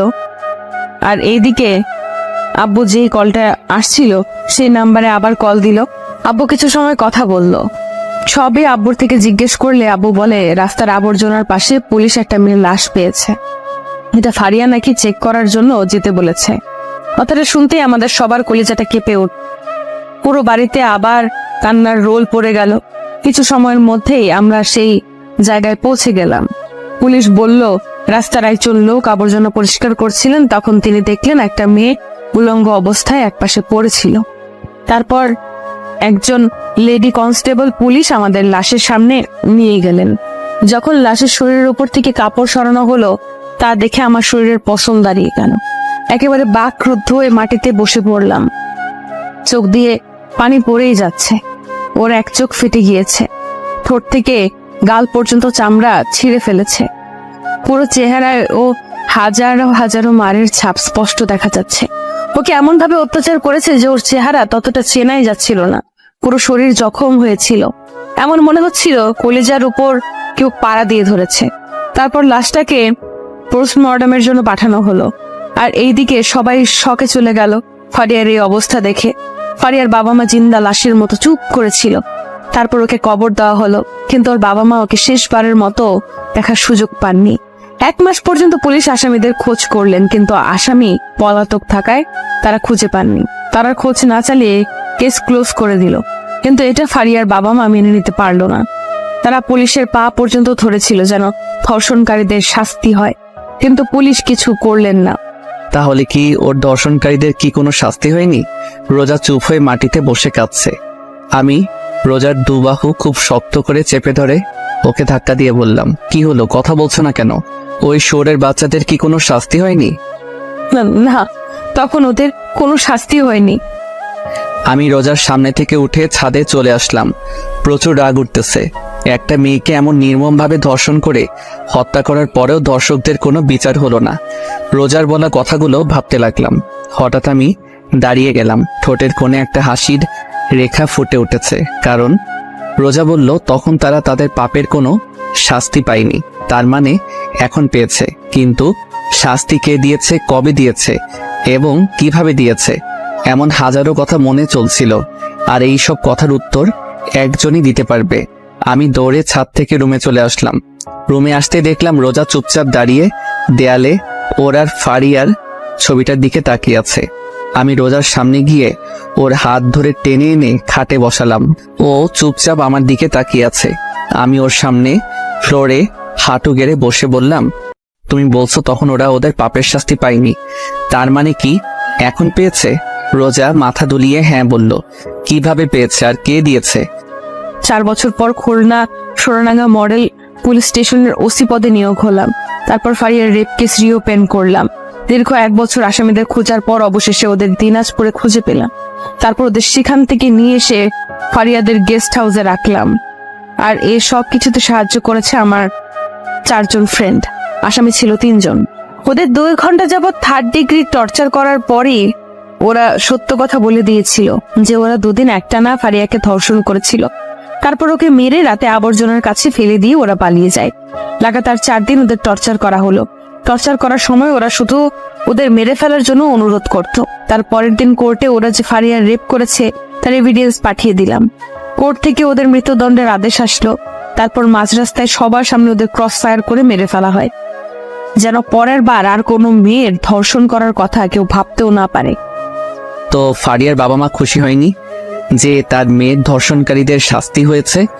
যেদিন ফারিয়ার রেপ কেস ক্লোজ করে দেওয়া হয় তার কিছুদিন পরে আঙ্কেল আন্টি সুইসাইড করে মারা যান। ও তারপর রাতে ডিনার করে এসে বেলকনিতে বসে আছি আর রোজা রুমে চুপচাপ বসে আছে। বেশ কিছু সময় পর রুমে আসলাম। বিছানার একপাশে দাঁড়িয়ে বললাম, একটা কথা বলি। কি? আজকে বিছানায় শুই প্লিজ। না, বিছানায় জায়গা নেই, তুমি সোফায় গিয়ে ঘুমাও। প্লিজ, সোফায় শুইতে ভালো লাগে না, প্লিজ আজকে বিছানায় শুই। ওহো, আপনার বিছানায় ঘুমানোর কোনো প্রয়োজন নেই, এখন আপনি আসতে পারেন, আমার অনেক ঘুম পেয়েছে। বলেই রোজা শুয়ে পড়ল। বুঝলাম না এই মেয়ে এত জেদি কেন। একরাশ হতাশা নিয়ে সোফায় শুয়ে পড়লাম। অনেকক্ষণ যাবৎ ঘুমানোর চেষ্টা করছি, কিন্তু ঘুম আসছেই না। হঠাৎ রোজা বলল, কেউ যদি চায় বিছানায় এসে ঘুমাতে পারে, আমি কিছু মনে করব না। আমি শুনেও চুপচাপ চোখ বন্ধ করে শুয়ে আছি। কি হলো, কথা কানে যায়নি? বললাম কেউ যদি চায় বিছানায় এসে ঘুমাতে পারে। এইবার গলার আওয়াজটা শুনে মনে হচ্ছে ও হালকা রেগে গেছে। তারপরেও আমি চুপ করে রইলাম। হঠাৎ এমন মনে হলো কেউ আমার সামনে সাপের মতো ফোঁসফোঁস করছে। এক চোখ খুলে দেখি রোজা আমার সামনে দাঁড়িয়ে ফোঁসফোঁস করছে। আমি ভয়ে চোখ বন্ধ করে রাখলাম। কি হলো, আপনি কি শোনেননি? আপনাকে বিছানায় গিয়ে ঘুমানোর জন্য বললাম। আপনি কি আমাকে বলছেন? আপনাকে ছাড়া এই রুমে কি অন্য কেউ আছে? সরি আপু, আমি এখানে ঠিক আছি। আমার অনেক ঘুম পাচ্ছে, আপনি এখন আসতে পারেন। এই আপু কাকে বললা? হ্যাঁ, আপনাকে ছাড়া এই রুমে কি অন্য কেউ আছে? রোজা আমার গলায় টিপ দিয়ে বলল। তোমাকে আমি একেবারে মেরে ফেলবো আর একবার আমাকে আপু বললে। তো আপনাকে আমি কি বলবো? বউয়ের বাইরে যদি অন্য কিছু বলিস তাহলে তোকে মেরেই ফেলবো। কথাটা বলতেই রোজার রাগ এক মুহূর্তে লজ্জায় পরিণত হয়ে গেল। কারণ ও আমার বুকের উপর বসেছিল। সেকেন্ড মধ্যে আমার বুক থেকে নেমে গেল। বিছানায় গিয়ে ইন্ডিয়ার পাকিস্তানের বর্ডার বানিয়ে শুয়ে পড়লো। আমার দিকে আর একবারও তাকাইনি। আমি সোফা থেকে নেমে রোজার পাশে গিয়ে শুয়ে পড়লাম। আজকে প্রথমবার রোজা আমার আর ওর মাঝে বালিশ রেখেছে। কি আর করার, ঘুমিয়ে পড়লাম। সকালে বুকের উপর কিছু একটা অনুভব করছি। চোখ খুলে দেখি রোজা আগের মতো আমার বুকের উপর মাথা রেখে শুয়ে আছে।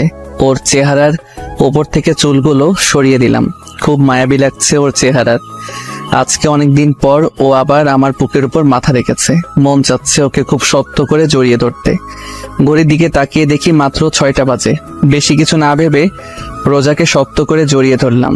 জড়িয়ে ধরতেই রোজা বলল, কি মেরে ফেলার প্ল্যান আছে নাকি? তুমি জেগেছিলে? আর এত শক্ত করে কেউ কাউকে জড়িয়ে ধরে? মরে যাব তো। আমার বউ, আমি যা মনে চাই তা করবো, আপনার কি? আমার বউ মানে? কাল রাতে না বললেন বউ বলতে, তাই বললাম। তার মানে তুই আমার কথাই বলেছিস? আমি ভেবেছিলাম তুই আমাকে ভালোবেসে বলেছিস। কুত্তা, ছাড় আমাকে, আমার শরীরে টাচ করবি না। আমি তো রিয়াকে ভালোবাসি, আপনাকে ভালোবাসতে যাব কেন? রোজা উঠে ওয়াশরুমে চলে গেল। কিছু সময় পর ওয়াশরুম থেকে কান্নার আওয়াজ আসতে লাগলো। যেটা ভেবেছিলাম সেটাই হয়েছে। আচ্ছা, এই মাইয়ার কি কমন সেন্স নেই? আমি যদি রিয়াকে ভালোবাসতাম তাহলে এখন রিয়ার সাথে থাকতাম। আমি এখানে ওর সাথে কেন থাকতাম? এখন কাঁদতে কাঁদতে বাড়িঘর ভাসিয়ে ফেলবে। সবাই একসাথে বসে নাস্তা করছিলাম। হঠাৎ আমি বললাম, আঙ্কেল একটা কথা বলার ছিল। বাবা বলো, কি বলবা? আঙ্কেল, বাসা থেকে কল আসছিল, অফিসে নাকি একটু সমস্যা হয়েছে, তাই আজকে বাসার উদ্দেশ্যে রওনা দিতে হবে। আমার কথা শুনতেই রোজা চোখ বড় বড় করে আমার দিকে তাকিয়ে আছে। এই কি বাবা, কিছুদিন হলো এলে আর এখনই চলে যেতে চাচ্ছ? না মানে আন্টি, অনেকদিন হলো আসছি, অনেক কাজ পড়ে আছে। আবার রোজার ও তো অনেকদিন হলো চাকরি থেকে ছুটি নিয়েছে। তা ঠিক আছে, তাই বলে আজকে চলে যেতে হবে? জি আঙ্কেল। আচ্ছা ঠিক আছে। সবার সাথে নাস্তা শেষ করে রুমে আসলাম। রোজা আমার পিছে পিছে রুমে আসতেই দরজা লাগিয়ে দিয়ে বলল, এই তুমি নিচে আব্বুকে কি বললা? কেন, তুমি শুনোনি? শুনছি তো। আর আমি তোমার সাথে কোথাও যাব না। কোথাও যাবে না মানে? সবসময় কি বাপের বাড়িতে থাকবে নাকি? তাহলে আমি কই থাকবো? আপনার বিয়ে হয়েছে, আপনি কি ভুলে গিয়েছেন? আমার বিয়ে হয়েছে, তাহলে আমার স্বামীকে? ওর এই অদ্ভুত প্রশ্ন শুনে মন চাচ্ছে নিজের হাত দিয়ে নিজের মাথার চুল ছিঁড়ে ফেলি। আমি কে? মানুষ।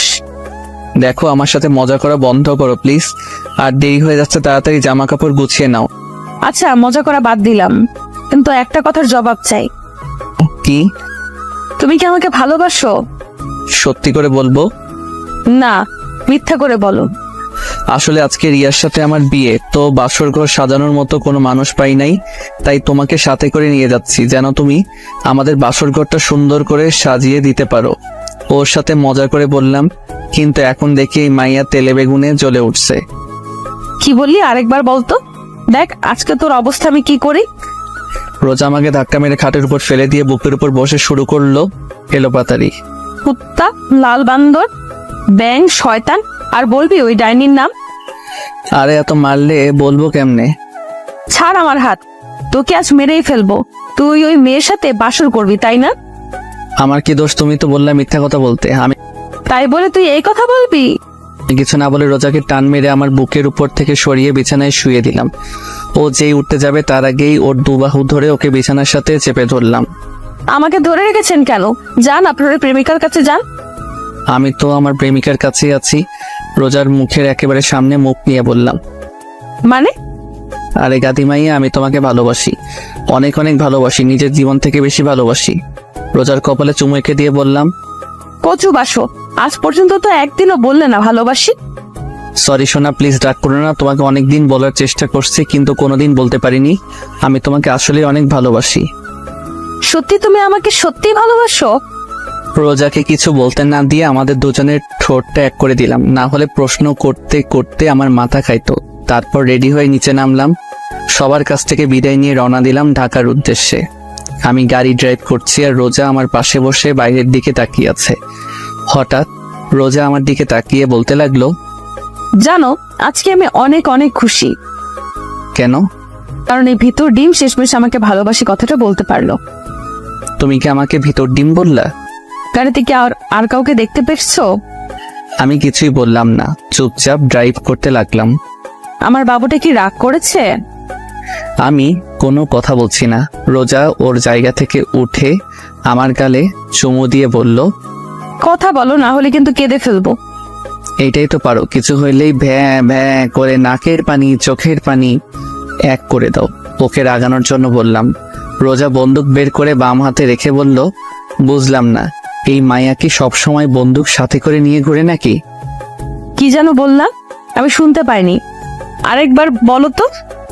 কই না তো, কিছু বলিনি। না মানে আমার মনে হলো কিছু বলছো। সারা রাস্তা এইভাবে খুনসুটি ঝগড়া করতে করতে পার করে দিলাম। বাসায় পৌঁছাতে পৌঁছাতে রাত হয়ে গেল। ফ্রেশ হয়ে ডিনার করলাম, তারপর সবার সাথে কিছুক্ষণ কথা বলে রুমে এসে পড়লাম ঘুমানোর জন্য। আগের মতো আজকে রোজা আমার বুকের উপর মাথা রেখে একে অপরকে জড়িয়ে ধরে ঘুমিয়ে পড়লাম। কিছুদিন পর বাসায় এক পার্টির আয়োজন করা হয়। পার্টিটা ছিল সবাইকে জানানোর জন্য যে রোজা হচ্ছে চৌধুরী বাড়ির বউ। কথাটা শুনে সবাই খুশি হয়, সাথে কিছু মানুষ অবাকও হয়। আর তারা হচ্ছে আমার প্রিয় হারামি বন্ধুরা আর রিয়া আর ওর হাজবেন্ড। কিছুদিন পর রাতে রোজা আর আমি বেলকনিতে বসেছিলাম। হঠাৎ রোজা আমার কাঁধের উপর মাথা রেখে বলল, শোনো, বলো, কি বলবে? ভাবতেছি পুলিশের চাকরি ছেড়ে দেব। কেন? তোমার সাথে তো ঘুরতে পারি না, চাকরি ছেড়ে দিয়ে সারাদিন তোমার সাথে ঘুরবো, মজা করব, প্রেম করব। মায়ের একটাও মাটিতে পড়বে না যদি চাকরি ছেড়ে দেওয়ার কথা আরেকবার বলো। কেন? তুমি আমাকে ভালোবাসো নাকি পুলিশের চাকরিকে? আমি তোমাকে সব থেকে বেশি ভালোবাসি, কিন্তু একটা কথা আছে। রোজা মাথা ঘুরিয়ে আমার দিকে তাকিয়ে বলল, কি? আমি রোজার কানে কানে বললাম, পুলিশ হওয়া আমার ছোটবেলার শখ ছিল। তাই? এইভাবে চলছিল আমাদের সংসার। 7 বছর পরে আজকে অফিস থেকে একটু তাড়াতাড়ি আসলাম। বাসায় আসতেই আমার মেয়ে দাদির কোল থেকে নেমে আব্বু আব্বু বলতে বলতে আমার উপর ঝাঁপিয়ে পড়লো। রোজা একটা প্রিন্সেস জন্ম দিয়েছে। কোলে তুলে গালে চুমু দিয়ে বললাম, আমার প্রিন্সেসটা আজকে সারাদিন কি কি করেছে। কথা বলে, আগে আমার চকলেট দাও। আমি পকেট থেকে একটা চকলেট বের করে নীলার হাতে দিলাম। আমার মেয়ে চকলেট পেয়ে আমার পুরো চেহারা আদর করে বলে দিল, পুরো রোজার মতো হয়েছে। আমি নীলাকে নিয়ে রুমে এসে ওকে খাটে বসিয়ে বললাম, আম্মু তুমি বসে চকলেট খাও, আমি একটু ফ্রেশ হয়ে আসি। ঠিক আছে। নীলাকে খাটে বসিয়ে ফ্রেশ হতে গেলাম। অল্প কিছু সময়ের মধ্যে ফ্রেশ হয়ে ওয়াশরুম থেকে বের হয়ে এসে দেখি নীলা চকলেট খেতে খেতে দু গালে মেখে ফেলেছে। আমি খাটে শুয়ে নীলাকে আমার বুকের উপর বসিয়ে বললাম, প্রিন্সেস, আজকে তোমার আম্মুর আসতে একটু লেট করছে না? এক জায়গা দিয়ে ভালোই হয়েছে। এখন তোমার আম্মু থাকলে আমার সাথে ঝগড়া করতো, কারণ তোমার আম্মুর জন্য চকলেট আনি নাই। নীলা হাসতে লাগলাম। আসলেই রোজা যদি জানতে পারে তাহলে আমাকে এই ডায়লগে দিত। দুজনেই হাসতে লাগলাম। হঠাৎ সাপের মতো ফোঁসফোঁস আওয়াজ হতে লাগলো। আমরা দুজনে হাসি বন্ধ করে দরজার দিকে তাকিয়ে দেখি রোজা দাঁড়িয়ে আছে আর সাপের মতো ফোঁসফোঁস করছে। নীলা চুপচাপ আমার কোল থেকে নেমে রোজার কাছে গেল। রোজা ওকে কোলে তুলে নিয়ে ওর গালে চুমু দিয়ে বলল, আম্মু তোমার আব্বু কি আমার ব্যাপারে নিয়ে কথা বলছিল? নীলা মাথা দুলিয়ে হ্যাঁ বলল। আচ্ছা ঠিক আছে, তুমি নিচে দাদুর সাথে খেলা করো, যাও। নীলা কোল থেকে নেমে আমার দিকে তাকিয়ে একটা হাসি দিয়ে দৌড়ে রুম থেকে বের হয়ে গেল। রোজা দরজা লাগিয়ে আমার সামনে এসে বলল, কি বলছিল আমার নামে? কই কিছুই বলি নাই। আমি কিন্তু শুনেছি। সরি সোনা, আজকে তোমার জন্য চকলেট আনি নাই। সমস্যা নাই, 20টা কিস করলেই হয়ে যাবে। এর কম করলে হয় না? ওহো, একটাও কম না। সমস্যা নেই, আমি রাজি আছি। রোজাকে কোলে তুলে বিছানায় শুয়ে দিয়ে ওকে আদর করতে করতে হারিয়ে গেলাম ভালোবাসার মায়াজালে।